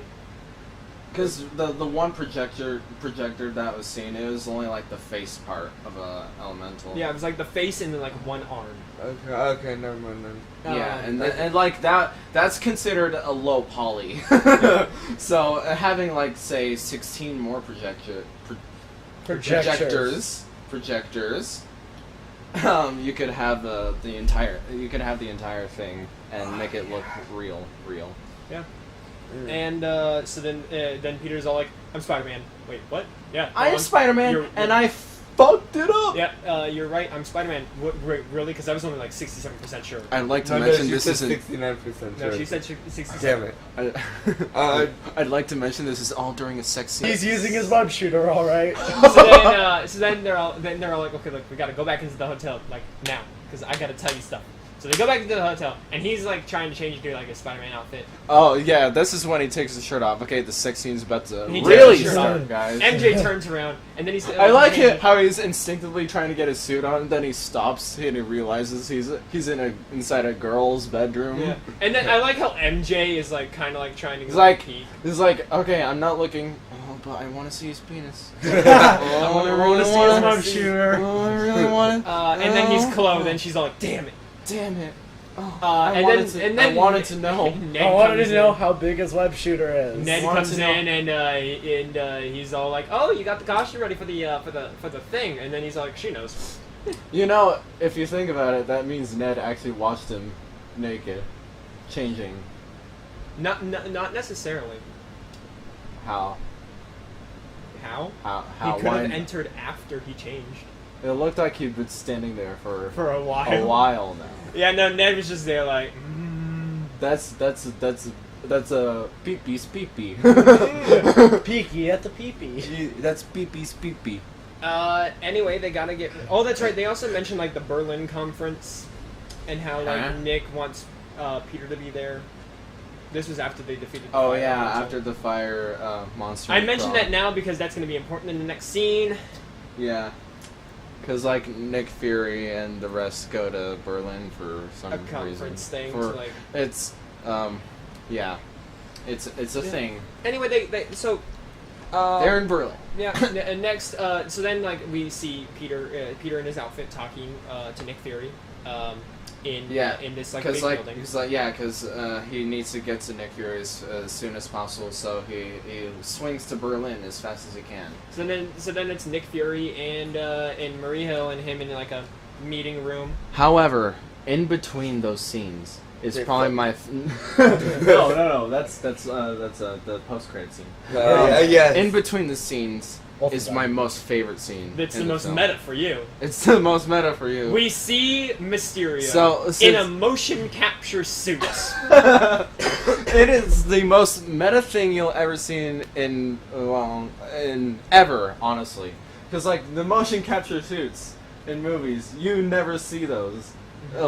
Ever. It's full. Unless you're in unless you're watching like behind the scenes. I want to know what for you guys how weird that was. It wasn't that weird. Honestly, I liked it. I did like this scene because I'm like, I kind of want them to show how it looks like Mysterio trying to set up his illusions, because I don't want to see just the finished product. Like I want to see are they going to do is it like a rehearsal kind of thing? And he even mentions I'm not really a fan of the choreography for this, but it'll do. Like he even mentions it, and I'm just like, this is meta. It's so meta because like this is exactly how tech rehearsals go. Yeah, especially for video games, because in video games you have to have choreography for fights.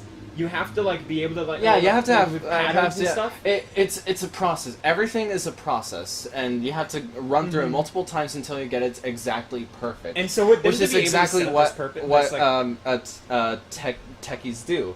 Because I am the technical person at my school's theater. I am essentially the technical director. Ethan, stop flexing on the viewers. I am not flexing. I am not flexing. He's not flexing. Honestly, I think Ethan would be a really, really good he's flexing director. on his technical director. Though. It's I run all the scenic design for our productions and our lighting, sound. It's just so meta to me, and seeing that happen on a big screen, it's just I appreciate that so much. And I also appreciate the fact that the science in Sky from Iron Man 1 is we're missing one projector. It's no biggie, no biggie. Excuse me, that biggie? wasn't very Mysterio of you. That can exploit everything we're doing. Yeah, exactly. And you're calling it not a big deal? Because working in the technical department has really opened my eyes to see that every detail matters. Mm-hmm. So you have to make even the smallest of detail really has that much of an impact. No, really. Here's how it is. The smallest of thing, the smaller the thing is, the bigger the importance it has. One tiny little screw. Oh, I thought you were talking about Alec. Oh no, I'm just talking in general. Oh, you're talking about yourself? With shows. Oh, in shows, for example, props and stuff in shows. Even if it's a prop that's used in one scene, it still has as much importance as a prop that's used in every scene. Yeah, exactly. I want to use a prop example from this movie. The dual headphone jacks. The difference between Brad's and Peter's is Brad's is nice and fancy. That's something that'll impress MJ, while Peter's looks like yours. Yeah, it's crap. It looks like crap. It really does. So having that detailistic of just prop design, technical design. Yeah, if there's one thing Marvel can do good, it's attention to detail. Attention to detail, yes, exactly. Every detail matters, and people like that scientist guy who says no big deal piss me off. I know. Because they don't understand. No wonder Mysterio threatened to kill them all. Exactly. He's basically at this part, this is Mysterio. I'll become the world's most evil filmmaker. The world's most evil filmmaker. So then he's all okay, we need to see who took it. Oh no, it's Peter and MJ. Oh, I'm sorry to do this to you, buddy. Yeah. See, this is actually one thing I like about Mysterio. One thing I like about this Mysterio is that he's technically, while he does fight Spider-Man, he's technically not. They don't really set him up as like a Spider-Man villain. He's more of a Iron Man villain. But like because Spider-Man happens to be the one that he fights, that just adds to it. Because and the reason why I say this is because Mysterio doesn't want to fight Spider-Man. Yeah, I get it. His vengeance is actually towards Iron Man, but he can't really do not anything towards about Spider-Man. it The only reason he's coming after Spider-Man is because Spider-Man has his projector. Yeah, and exactly. because that's evidence, and now that he knows the truth, he has no reason, but he has no. Yeah, he essentially has to kill Spider-Man. Yeah, because he can't let this get out. Yeah, exactly. Because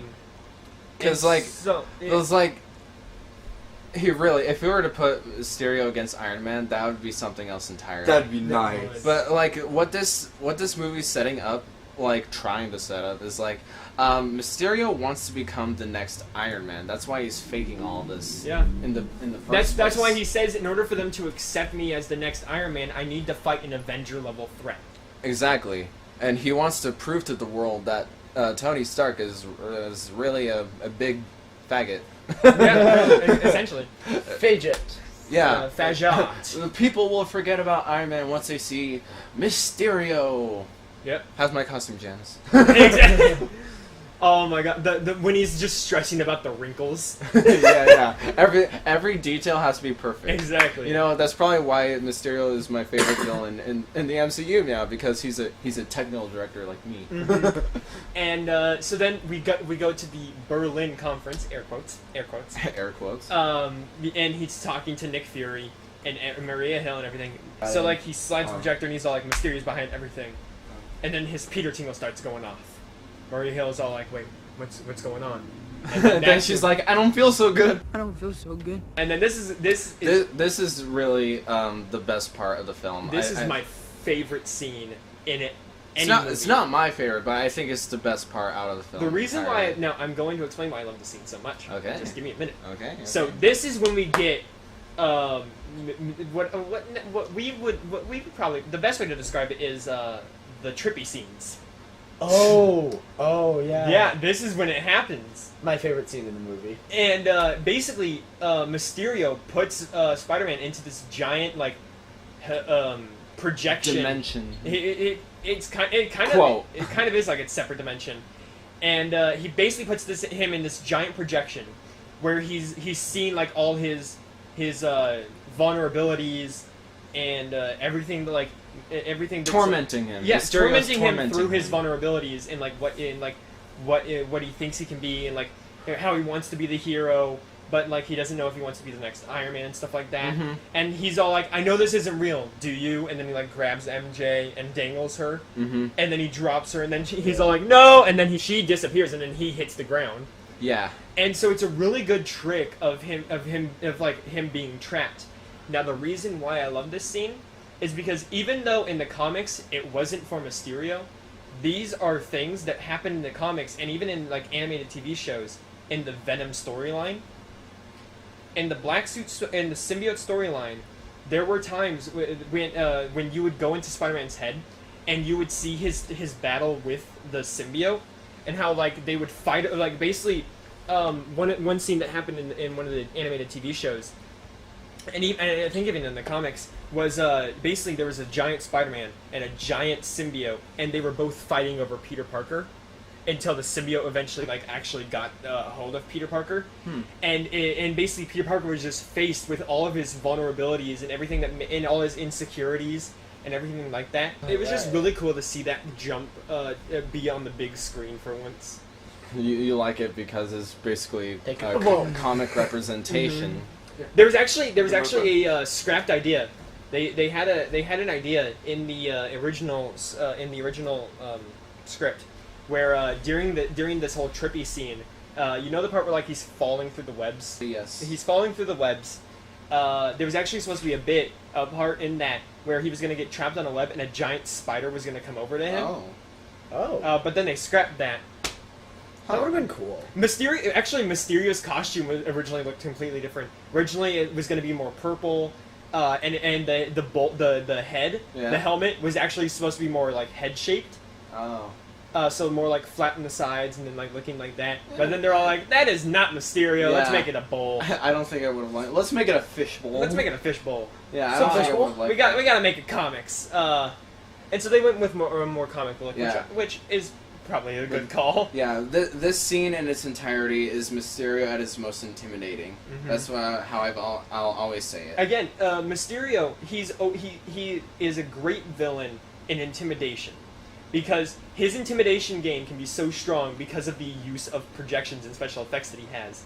Because he has so many of those at his disposal, he is able to make anything come to life and feel real, and actually being able to like touch you and attack you and stuff like that. Tech rehearsal. And make you believe that it's there. He's able to make pretty much anything.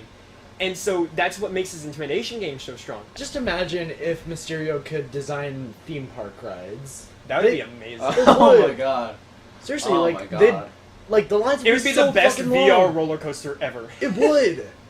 You know what? What Disneyland should do is make MCU World. Yes. Or MC Universe. Well, they replaced one of the rides for Guardians of the Galaxy ride. They did? Yeah, the Tower of Terror. The one Oh. where it drops you like 50 feet. It's Guardians of the Galaxy Mission Breakout. They should make some MCU rides. They should. Yeah, they should. Especially now since I know that like especially since the Infinity Saga is now over. They can, I know that some of like the Six Flags parks. I know that some of them have like character themed rides. Like there's like a Hulk ride. There, I believe there used to be like a Spider-Man ride. There used to be a Green Lantern ride. They have a Superman ride, but that's all. They have a Riddler Frisbee ride. They have a Joker ride. Batman rides. Didn't the Batman ride get closed down? It might have been. Anyways, that was that was an interesting side tangent. Those are bucket list items now. Yep. And so, Dying. again, this is Mysterio at his most intimidating. He like and so he eventually uses his holograms to push Peter Parker into a train. Peter Parker just gets run over. However, I want to mention I probably like the most tormenting scene during the entire trippiness. I think you know what I'm talking about, River, right? Yep, zombie. Mm-hmm. Oh, zombie Tony Stark. Yeah, it's like if you were good enough, maybe he'd still be alive. Like that is an extremely low blow. It really is. Not just to Peter Parker, but to the entire MCU. I'm pretty sure every girl cried. I just love seeing that like skeleton, like the zombified. Oh yeah, the design itself is a pretty cool one. Yeah, it's pretty cool, but the entire idea behind it is what really makes it stand out. Like the meaning, just Mysterio is such an asshole. Is. After he turns evil, he is such a good asshole. A good asshole. That can be said about a lot of things. He gets run over by a train, and Mysterio is free to basically like. Mysterio pretty much like docks into a train track and then cuts the illusion and then. I like trains. I like trains, and this time he didn't do the Spider-Man 2 thing. Yeah. Of stopping it, he just gets hit, and then he's like super bloody and hurt and stuff. He gets on the train and he passes out. Then SpongeBob time card. The next day, Netherlands.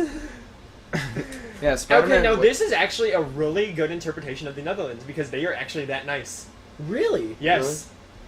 Can I go to the Netherlands? No, even the prison life is that nice. Like they're that nice to each other. How did they end up in prison in the first place then? I don't know. But if they're so nice, they were partying too hard. I mean, they were in fan gear. They were just partying too hard. True. Because I mean, like they still have laws and stuff, but everyone's like super nice. Even though it's not the Netherlands, here's an example of how nice they are there. In Sweden, this is an actual story. Prison inmates, so the guards forgot to lock in these inmates for the night, and these were these were inmates that like killed people. Like they did some of the most extreme crimes, and all the inmates did while they were free was go to the kitchen and bake brownies for the next morning. That is how well they're treated in those prisons. Like they're so well treated that they don't even care if they don't leave. They'll just bake brownies for you the next morning. You guys want to move to the Netherlands with me? I swear, like, I think... Do you think this film represents the European countries well? I would say so. Yeah, it doesn't like do them bad. It serves them justice. Yeah, for whatever. because I justice mean, it they're shows No, justice is a DC thing. It can't do justice. Because Well, I mean, it let me shows the see. beautiful. It shows the beautiful landscapes that like these countries have. Oh yeah, definitely. Like Venice, Italy, Prague, the Carnival of Lights. Yeah, New York. Wait. And so, yeah, and so in the Netherlands, he's like, I'm hurt. I gotta call Happy. Gotta get him here. He's all like, I'm in this place. Book to Netherlands. Exactly. So Look yeah, Von Happy picks up Spider-Man in a tulip field. Mm-hmm. And Happy's all like, look, we know you're not gonna be the next Spider-Man, but you gotta pick yourself up and you gotta The go next fight Spider-Man? this guy. The next Iron Man. Yeah, Peter Parker is not going to be the Yeah, next he's not Spider-Man. going to be the next Spider-Man, guys. The Yeah. next Spider-Man's gonna be Miles Morales. We all know this. Yeah. I mean, they introduced his uncle in the Homecoming, so. He did? Yeah. You know the guy that Peter Parker tried to intimidate in the parking garage? Oh, that guy? Yeah, that's Prowler? Miles Morales' uncle. Really? Yeah, Prowler. Huh. Holy shit. Yep. So they not only did they set up Prowler, but they also set up Miles Morales, which is actually a pretty good comic interpretation, because in the comics, Miles Morales was from the same world as Peter Parker. The reason he became Spider-Man was because Peter Parker died. Oh. Okay. That's why Into the Spider-Verse is a great Spider-Man movie. Yeah. Still need to watch it. Anyways. One of the greatest Spider-Man movies ever. And so then he's all like I'm not gonna be the next. Yeah, Iron this Man. this is the most dramatic part of the movie. Everywhere I go, I see his face. Which is not wrong, because there are Iron Man Everywhere! cameos everywhere in this film. Dear God, take a shot every time you see an Iron Man memorial. You take a sip. Take a shot. Take a sip. No, if you take a shot every time you see Iron Man You'll cameo, be drunk in like the first 10 minutes. you will be dead by like halfway through the movie. This is This why is why you this gotta is take wh- a sip. This is why I think this is a good epilogue movie, because it has Iron Man cameos all over the Yeah. goddamn place. And so then he's like, look, but I don't have a suit. So the Happy's all like, let me hold my beer. Hold my beer. There Opens you up go. this back compartment and gives him like All right, his entire range. you take care of the suit. I'll take care of the music. Back in black. Oh, I love Led Zeppelin! Favorite line in the movie. And also another reason why epilogue, because that was the Iron Man's defining theme. That was the song that that was the opening song to Iron Man. Yeah, I think people now can refer that to as, oh yeah, the Iron Man theme song. Well, like there is another Other than Iron Man by Black Sabbath. other than that one. So, anyways, then we get a suit building montage, and I love the way that Happy looks. Oh my God, this part is The way that okay. Happy looks at Spider-Man is Yeah. all like, you say you're not the next Iron Man, but you is. You is. During that entire part. God damn it, Bryan! Could you not be yourself? For 5 minutes! So then basically, Mysterio's next plan, whatever that is to basically just create another elemental in the middle of London. Yeah. Oh yeah, during the trippy scene, he tricked Spider-Man to giving the names of the people who know his identity. Yeah. So basically, Mysterio's next plan is to kill them, along with Kill the teens. along with Nick Fury. Yes. Execute them all. Execute Order 66. And so, basically, he like comes up with this plan. And basically, now Mysterio hijacks the kids' field trip, and he puts them on a bus, and is all like, "Okay, look, we're gonna go." And then when the Elemental shows up, they just look what they just happen to be. They just happen to be on the bridge that's right underneath what the Elemental. That's because show up. Mysterio staged it. He's staging everything. He is staging everything. It's a tech and I'm just rehearsal. like, it's great because this is like blocking. It's like blocking for a show. This is when I get my meta moment that I really liked, because during like this whole scene of like him fighting the Elemental, there's one part where Mysterio asks one of his partners, and he's all like, "Quick, give me some like lines I can use for this," and he gets fed lines, and I'm just like, that's so good. Because it's like when you can't do improv. Exactly. He's all like, line. Line. And so he comes up with this bullshit story of like, I don't know, the elementals, they seem to be like forming into one, and I Yeah. love Nick Fury's because delivery. like Nick Fury is now Nick Fury's all like, oh, that's some bullshit. he now realizes that Mysterio is A fraud. is a bullshit. Yeah, it's Yeah. a fraud. Yeah, he's a bullshit. He a bad guy. Yeah, He's the Lockhart he is of really the the bad MCU. guy. So anyway, we get the climax of the film finally.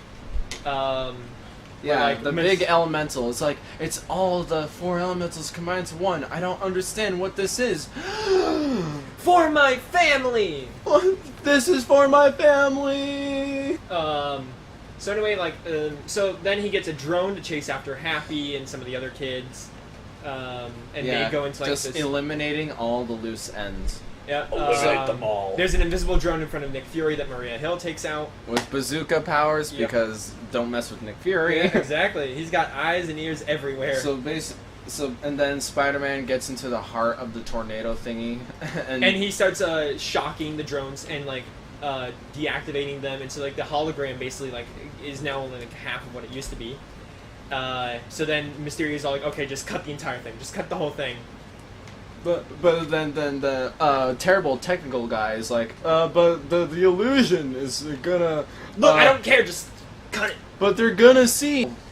What's the I'll line? show them what I want to show them. There we go. They'll see what I want them to see. Exactly.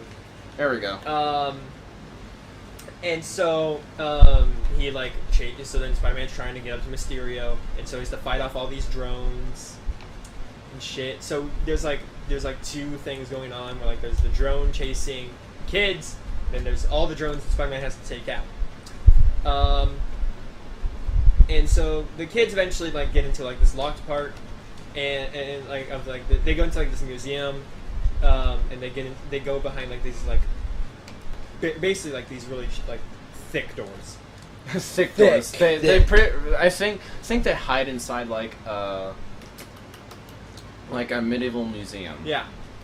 And they go to the royal section where they have like the crowns and stuff. Yeah. The knights. All the knights' armor. Yeah. Yeah. And so they like basically like barricade them in.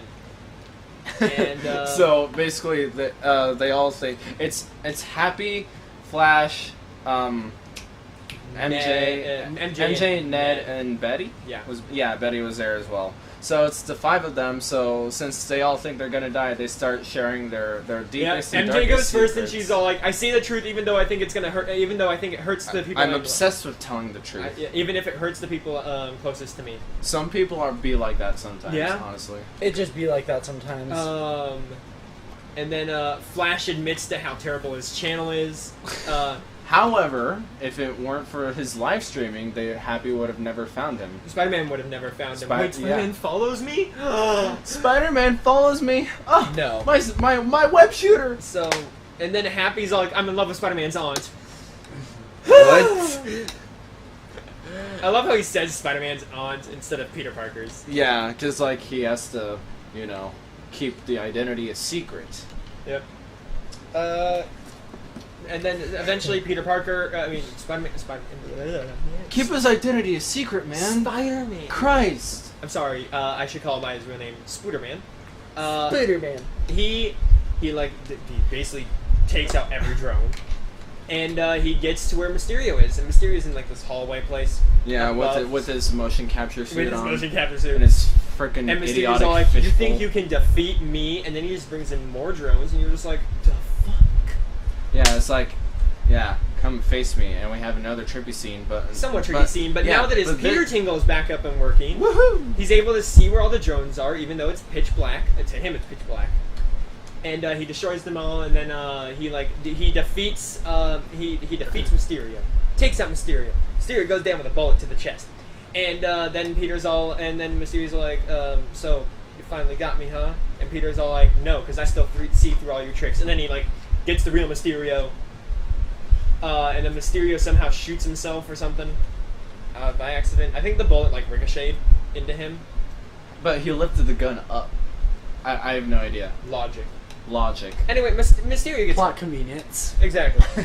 So Mysterio gets hurt, and he just leaves Mysterio there as he activates the kill code to make sure that all the drones basically stop. Stop. Execute them all. Stop terrorizing. Execute Order 66. Yep. Yes, my lord. And so then then like everyone's alive, everyone's like happy and stuff. Everyone's like happy. Yep, everyone is happy. Woohoo! Then the day is saved, guys. Wait, everybody becomes happy? Oh no! Everyone becomes happy. It's an illusion. Then Peter's all like, "Okay, tell me honestly, are you two dating?" I was like, I am done with secrets now. I like how they set up that scene as if he was gonna reveal his identity to the world, like Iron Man did in his first film. And so then they're all like, it was a summer fling. It was a summer fling. Summer fling. And then we finally get our first, in the MCU, we finally get the first MJ web slinging. Yeah. Woohoo! That and was. She hates it. And she hates it. I'm pretty sure anyone would hate it their first time. Oh yeah. I would love it. Hell, I bet Peter hated it his first time. Oh, definitely. Probably. Did you see him in the? Did you see Tobey Maguire the way that he reacted?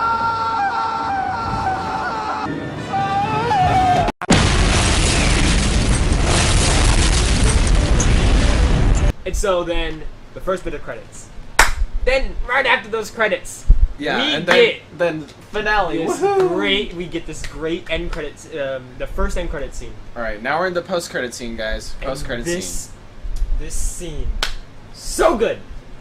It's probably one of my favorite post-credit scenes. Yeah, ever. the Peter and MJ finished their web slinging date, and so that could be a different name. Oh crap! Anyways, Peter is about to leave. Spider-Man is about to leave, and then we get this news report, and on the news report they show a video of Mysterio still alive, and he has this recording of listen, Spider-Man just just attacked me. I don't know what he's doing, and like it seems that he's trying to like make the drones attack people or something, and then he gets Spider-Man saying execute them all when he's trying to like destroy the drones. Yeah. And then he's all like, and also, Spider-Man's real identity is, and then it cuts out. And then when I first saw this, I thought that they were just gonna cut it out and that they weren't gonna reveal it. And then right as he finished that thought, it comes back and he's all like, his real name is Peter Parker. And it shows him his school photo idea. It shows his school photo idea. His school photo idea. Guys, would you like your school photo idea to be up on New York Times as well? And then we get the best MCU cameo ever. Yeah. J.K. Simmons comes back from the Sam Raimi trilogy as J. Jonah Jameson as a balding J. Jonah Jameson.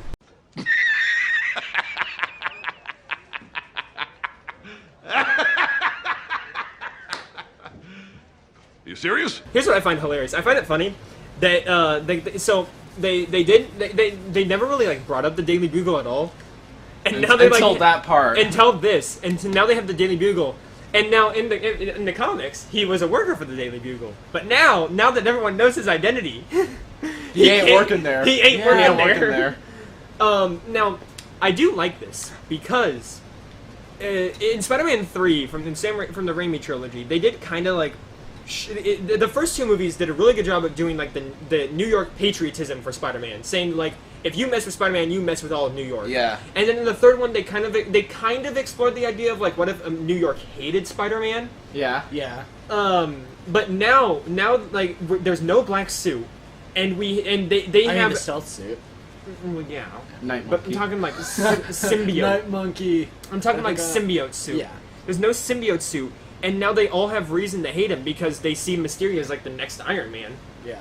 Like they turn from Spider-Man to Mysterio as the next Iron Man. Wait, and so now this Oh my dumbass bitch. One debt to society later. Sorry, we had to teach this dumbass what Marvel is. And so I really like that they're showing New York hating Spider-Man in the second film. Like they actually give them reason to hate Spider-Man.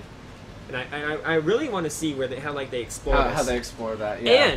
And how now Peter that would get two himself of Spider-Man's out of that villains have situation. survived. So two of Spider-Man's villains have survived. Vulture and Mysterio. They kind of set up Scorpion. They do? Yeah, in Homecoming. Oh, you know the post-credit scene. Oh, it was yeah, in the post-credit scene, the guy that has the Scorpion tattoo. Oh. So what I'm wondering is, are they going to set up the Sinister Six? Oh, I think so. Yeah. I think they're going to try to set up the Sinister Six. I really want to see that. This is actually where. So remember earlier that when was you mentioned actually going to be the premise of Amazing Spider-Man 3, but that never happened. Yeah. you know how earlier you mentioned like I wonder how far they're going to go with technology until we get bored of it. Yeah. This is what I wanted to bring it to. In the Sinister Six, three of the characters in the Sinister Six, or like 2 or 3, like because some of the characters in the Sinister Six have like swapped out and stuff. But like some of the original characters in the Sinister Six were Vulture, Mysterio, Kraven the Hunter, Scorpion, Rhino, Electro, and Doc Ock. Those were the original Sinister Six. Scorpion has been in there sometimes, stuff like that. Like some of them have swapped out as before. Has Chameleon been in there? Chameleon's never been in the Sinister Six. Okay. So what I'm wondering is, obviously, if you do Doc Ock, you got to have technology. Yeah, obviously. But what I'm wondering is, all about technology. If they're setting up Scorpion in a way, and if they're doing the Sinister Six, are they gonna do mutations for Scorpion and Rhino, or are they gonna do what Amazing Spider-Man 2 did and make it just a giant robotic suit? I really hope it's mutations. I really would, and also what I want is now that they set it, now that like J. Jonah Jameson is is officially part of the MCU and canon. J.K. Simmons, guys. What I'm wondering is, are they going to do the original backstory and have J. Jonah Jameson create Scorpion? That's what happens. Scorpion's original backstory has J. Jonah Jameson creating him. J. Jonah Jameson created Scorpion as a person for Spider-Man to fight to prove that Spider-Man was a fraud. But because of how messed up, because the power went straight to Scorpion's head, and because of like the abuse that he went through and stuff, even though J. Jonah didn't mean for that, like him to go through all that torture, he basically like went insane, and so he has this vendetta against J. Jonah that Spider-Man, and so Spider-Man has to save the person that hates him. For example, if you play, and this is actually why I like the Spider-Man, the original Spider-Man game on like the PS2. No, on the PS1, I think it was. I'm talking the one that didn't have a connection to the Raimi films. Okay. In it, they actually did the Sinister Six, and so they had Scorpion, Doc Ock, Mysterio, Venom, Carnage. They had all of them in that game, and one of the missions has you trying to get to J. Jonah Jameson because Scorpion's after him. And in one of those cutscenes, J. Jonah Jameson mentions how he didn't want Scorpion to turn out the way that he did. Well, and so I hope that they do. I hope they do that, where they do J. Jonah Jameson creating Scorpion. I think they even reference it in Spider-Man PS4. I think they did. In one of J. Jonah Jameson's podcasts. Well, who knows? Because who's the person who's alleged to be Scorpion's in prison? Yeah. So. Okay. How would he have a connection to, the news reporter? Oh well.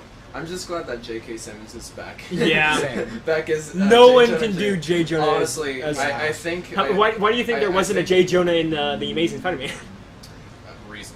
They couldn't get J.K.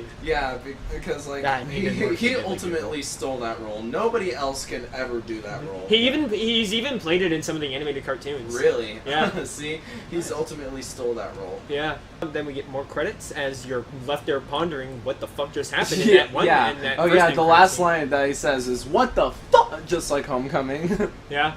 And so then more credits happen? Yeah, the second set of credits happen, and then here's we go. This was the ultimate mindfuck for you, Brian. Yeah, in it we see Nick Fury and Maria Hill driving, and then they reveal that they're both Skrulls. Yeah, not just Skrulls. This was General Talos from Captain Marvel. Yep, it's Talos, and then I can't remember the other Skrull's name. Talos' wife. Yeah.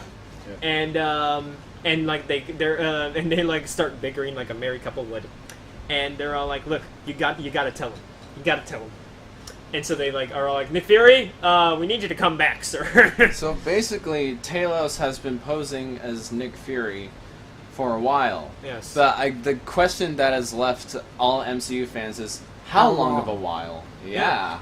Same with Maria Hill, because with Maria Hill, she wasn't in Captain Marvel. No. And so you're left there wondering, could Maria Hill have been a Skrull this entire time? No. Because the first time we saw her was in Avengers 1. See, that's the theory behind it. I don't want to say I don't think Nick Fury has been a Skrull for that long. No, I don't think so. But I think maybe Maria Hill might have I been. really don't want to say that they just did that to piss MCU fans off, or like convolute their brains as to what has been going on. Actually, no, I'm sorry. I think the reason why they did that is to hint at the fact that the Skrulls are going to be like a really big part in Phase 4. Yeah, Phase 4. Definitely. Obviously. But that's why we introduced them. But in Captain Marvel. the reason how the how they introduced them is that Talos has been Nick Fury for a while. Yeah. It's just like that's mind-boggling Yeah. to the fan base, and they're trying to piece together what the fuck Actually, is this. I have a fun fact. Oh yeah, what is your theory? No, I don't have a theory. I just have a fun fact. There is actually a unused reveal in this movie. There was actually going to be a reveal that Mysterio was a Skrull this entire time. Whoa. Really? Yeah. Originally, it was in the script that Mysterio was going to be a Skrull, but then they scrapped it. Why? I don't know. I feel like this we're missing the point of what that actual post-credit scene is supposed to be, because I think all of us are focusing too much on Nick Fury and Talos, like the connection between them. That's what's distracting us from the bigger picture here. So, because of Phase 4, Skrulls are going to be a big part of Phase 4, apparently. What I'm wondering is, are they going to set up the Secret Wars at all? Because the Secret Wars was the comic book line that had the Skrulls in it. Now, while in the MCU, they show the Skrulls as being more of the good guys and the Kree as being the bad guys. Yeah. In the Secret Wars, it was reversed. That was the plot twist. Oh, really? Yeah, in Secret Wars, it was the Kree that were the good guys and the Skrulls were the bad guys. But in order for Secret Wars, there is some stuff that you have to kind of do if you want to make a comic book accurate. And some of those things being the Venom suit, the symbiote suit, and the Fantastic Four. You need the Fantastic Four in order to do the Secret Wars, because the Fantastic Four... Actually, this is actually hilarious. Spider-Man was actually part of the Fantastic Four for a little bit. When there was a comic book line where Johnny, a.k.a. Human Torch, had to leave. And so they were all like, okay, who's a quippy person that we can get to fill this role? I know, Spider-Man. So here's what they did. Because Spider-Man still needed to keep his identity a secret. Future Foundation. Wait, what's Future Foundation? That's what they called themselves after Johnny left, because they weren't the Fantastic Four, they were the Future Foundation. Basically what it was, is they put him in a Fantastic Four suit, but because the Fantastic Four suits don't have masks, he just wore a paper bag. He wore a paper bag. He literally wore a paper bag. Oh my god. Oh yeah. That's funny. Don't they have like a better budget to like? I think the suit's even in Spider-Man PS4. Yeah, it is. To design a new suit. That's funny. But yeah. Same thing with Punk Rock Spider-Man. It's also in there. Mm-hmm. Wait, there's a Punk Rock Spider-Man? Yeah. Oh yeah, aren't the two costumes from this film? Yep. The it was a free DLC after the film was released, where you could get the stealth suit and the advanced suit. Oh yeah. Is the advanced suit like another Iron Man suit? No, the advanced suit is just the suit that he wore in the climax of the film. I know that, but like I was the Iron Spider. No. I was confused on whether the advanced suit was like a fabric or if it was like. It's a fabric. Well, it's like a 3D printed fabric. Is it the red and black one that he made? Yeah, the red black one. And so yeah, I wonder. This just leaves it open for where they're gonna go with it next. Yeah, exactly. Yeah. So that we're not supposed to get a Marvel film until February 2020. Oh, thank God. Unless that changes. Unless that changes, we're supposed to get a Marvel film not until February 2020. I think San Diego Comic-Con's gonna release like a time frame of Phase 4 movies. Quick question. But who do you guys think the next Spider-Man villain is? Well, if they set up the Sinister Six. Yeah. So I think. Wait, who are the Sinister Six? Oh my God! I explained you stupid. Because I think it's either going to be Scorpion, because they kind of set that up in Homecoming. It's either going to be Scorpion, or there's one of two paths they can go. They're either going to do a really well-known Spider-Man villain, or like they're going to do like Venom, maybe even Doc Ock. Or Sandman. Or Sandman, I would love to see done good. Oh, by the way, I thought when I first saw the Elemental, this Earth one, I thought it was Sandman. Yeah. Or they're gonna do like one of his most obscure villains, like Chameleon, Who's that? They might even do Hammerhead. Who knows? Tombstone. Tombstone would be cool. Yeah, Spider-Man has Kingpin. a large variation of. He is a large rogues gallery. Yeah, Spider-Man is basically DC's parallel to Marvel's parallel to Batman. Yeah. With the villains. Exactly. But in exactly. actuality, character-wise, Iron Man is what- Batman. Yeah, well, with the villains, how many villains there are? Because like Spider-Man deals with like a wide array of villains from like mafia leaders like Tombstone and Hammerhead, all the way up to like powerful villains like Doc Ock, Green Goblin, Sandman, Venom, like people with powers. Yeah. The thing I think is crazy is there's so like since he's a friendly neighborhood Spider-Man, there's so many villains in that fucking neighborhood. Exactly, the mafia. That's how mafia there works. have been like he's gone up against like 5 different mafias in the same neighborhood. Mm-hmm. Dude, it's New York. Mafias run the town. Exactly. Thanks to Mayor Bill de Blasio. Remember in the trailers, there's a scene of Spider-Man fighting out some criminals in a mansion with some cops.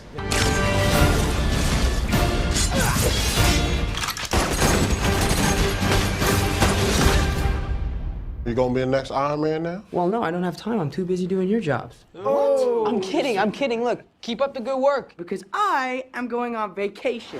They cut that entire scene out. I know, and I was so bummed about that. Like, why though? But what I'm I wondering don't is understand. what would now I'm hoping they add it to like deleted scenes or something, or like they have something like that because they showed that they filmed it for the trailer. And so I'm hoping that it's like a deleted scene. But what I'm wondering is who was he fighting? I don't know. Wait, who is who fighting? Who was Spider-Man fighting in? Oh my god, this dude needs to pay attention. I know. What I'm wondering is, could it have been a mafia? Like, could it have set up like a mafia? Maybe. Who knows? Tombstone. Maybe it is Tombstone. Hammerhead. Kingpin. Ooh, Kingpin. Bro, Kingpin goes back and forth between being a Daredevil villain and a Spider-Man villain. Bro, that's a really good bowling place. Kingpin. Oh my god. That's what we're talking about, right? No, stupid head. No, you stupid. I say that we shouldn't be allowed to bring him to any more Marvel podcasts until he figures out what a comic book is. You know. All right. Yeah, we should start getting into final thoughts on the film. All right. I feel bad for you. You started, Alec. What's your thoughts on the film? After doing this podcast, what do you think of Spider-Man: Far From Home?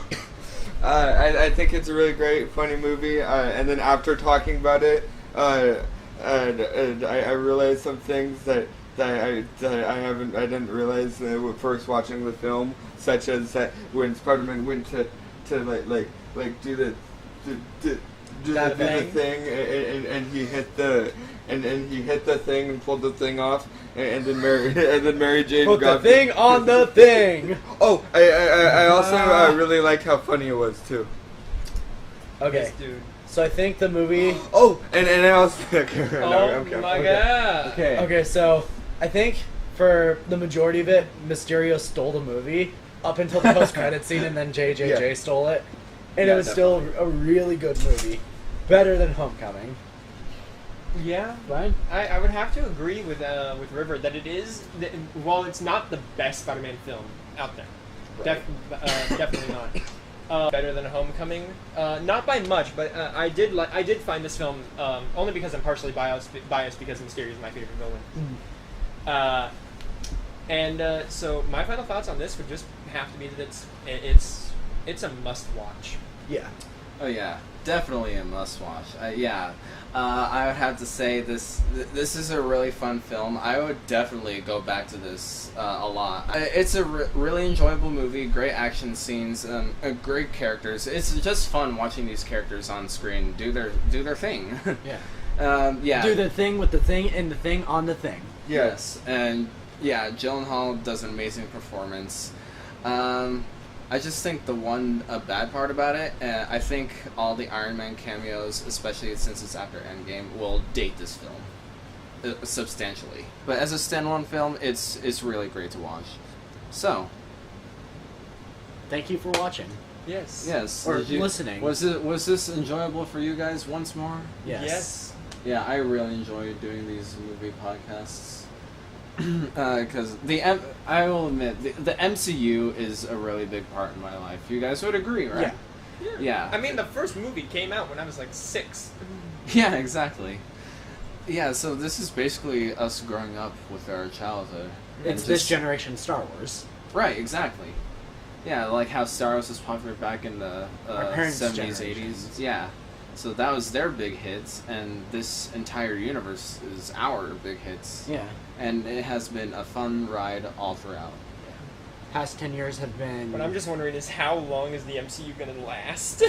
That's a good question. That's a good question. My wallet seems empty for some reason. How about we say our goodbyes, guys? Adios! Thanks and for... plug your channels if you have them. Ciao. Thanks for watching / listening, whatever the fuck you're doing. But, Hey, thanks for watching. It's your boy, Alec, signing off. Make sure to like and subscribe. Yo, Flash Mob, make sure to subscribe. Everyone go spam his X videos account. That Hell way, yeah. No, it's your X videos account. That way Get he this can be right, broke. Brian. Hell yes. And man, that would be awesome. Fuck. Yo, check out my channel if you want to see a video from 10 years ago. Here's my channel in the description. These Horoxis. I don't ever upload there, so have fun.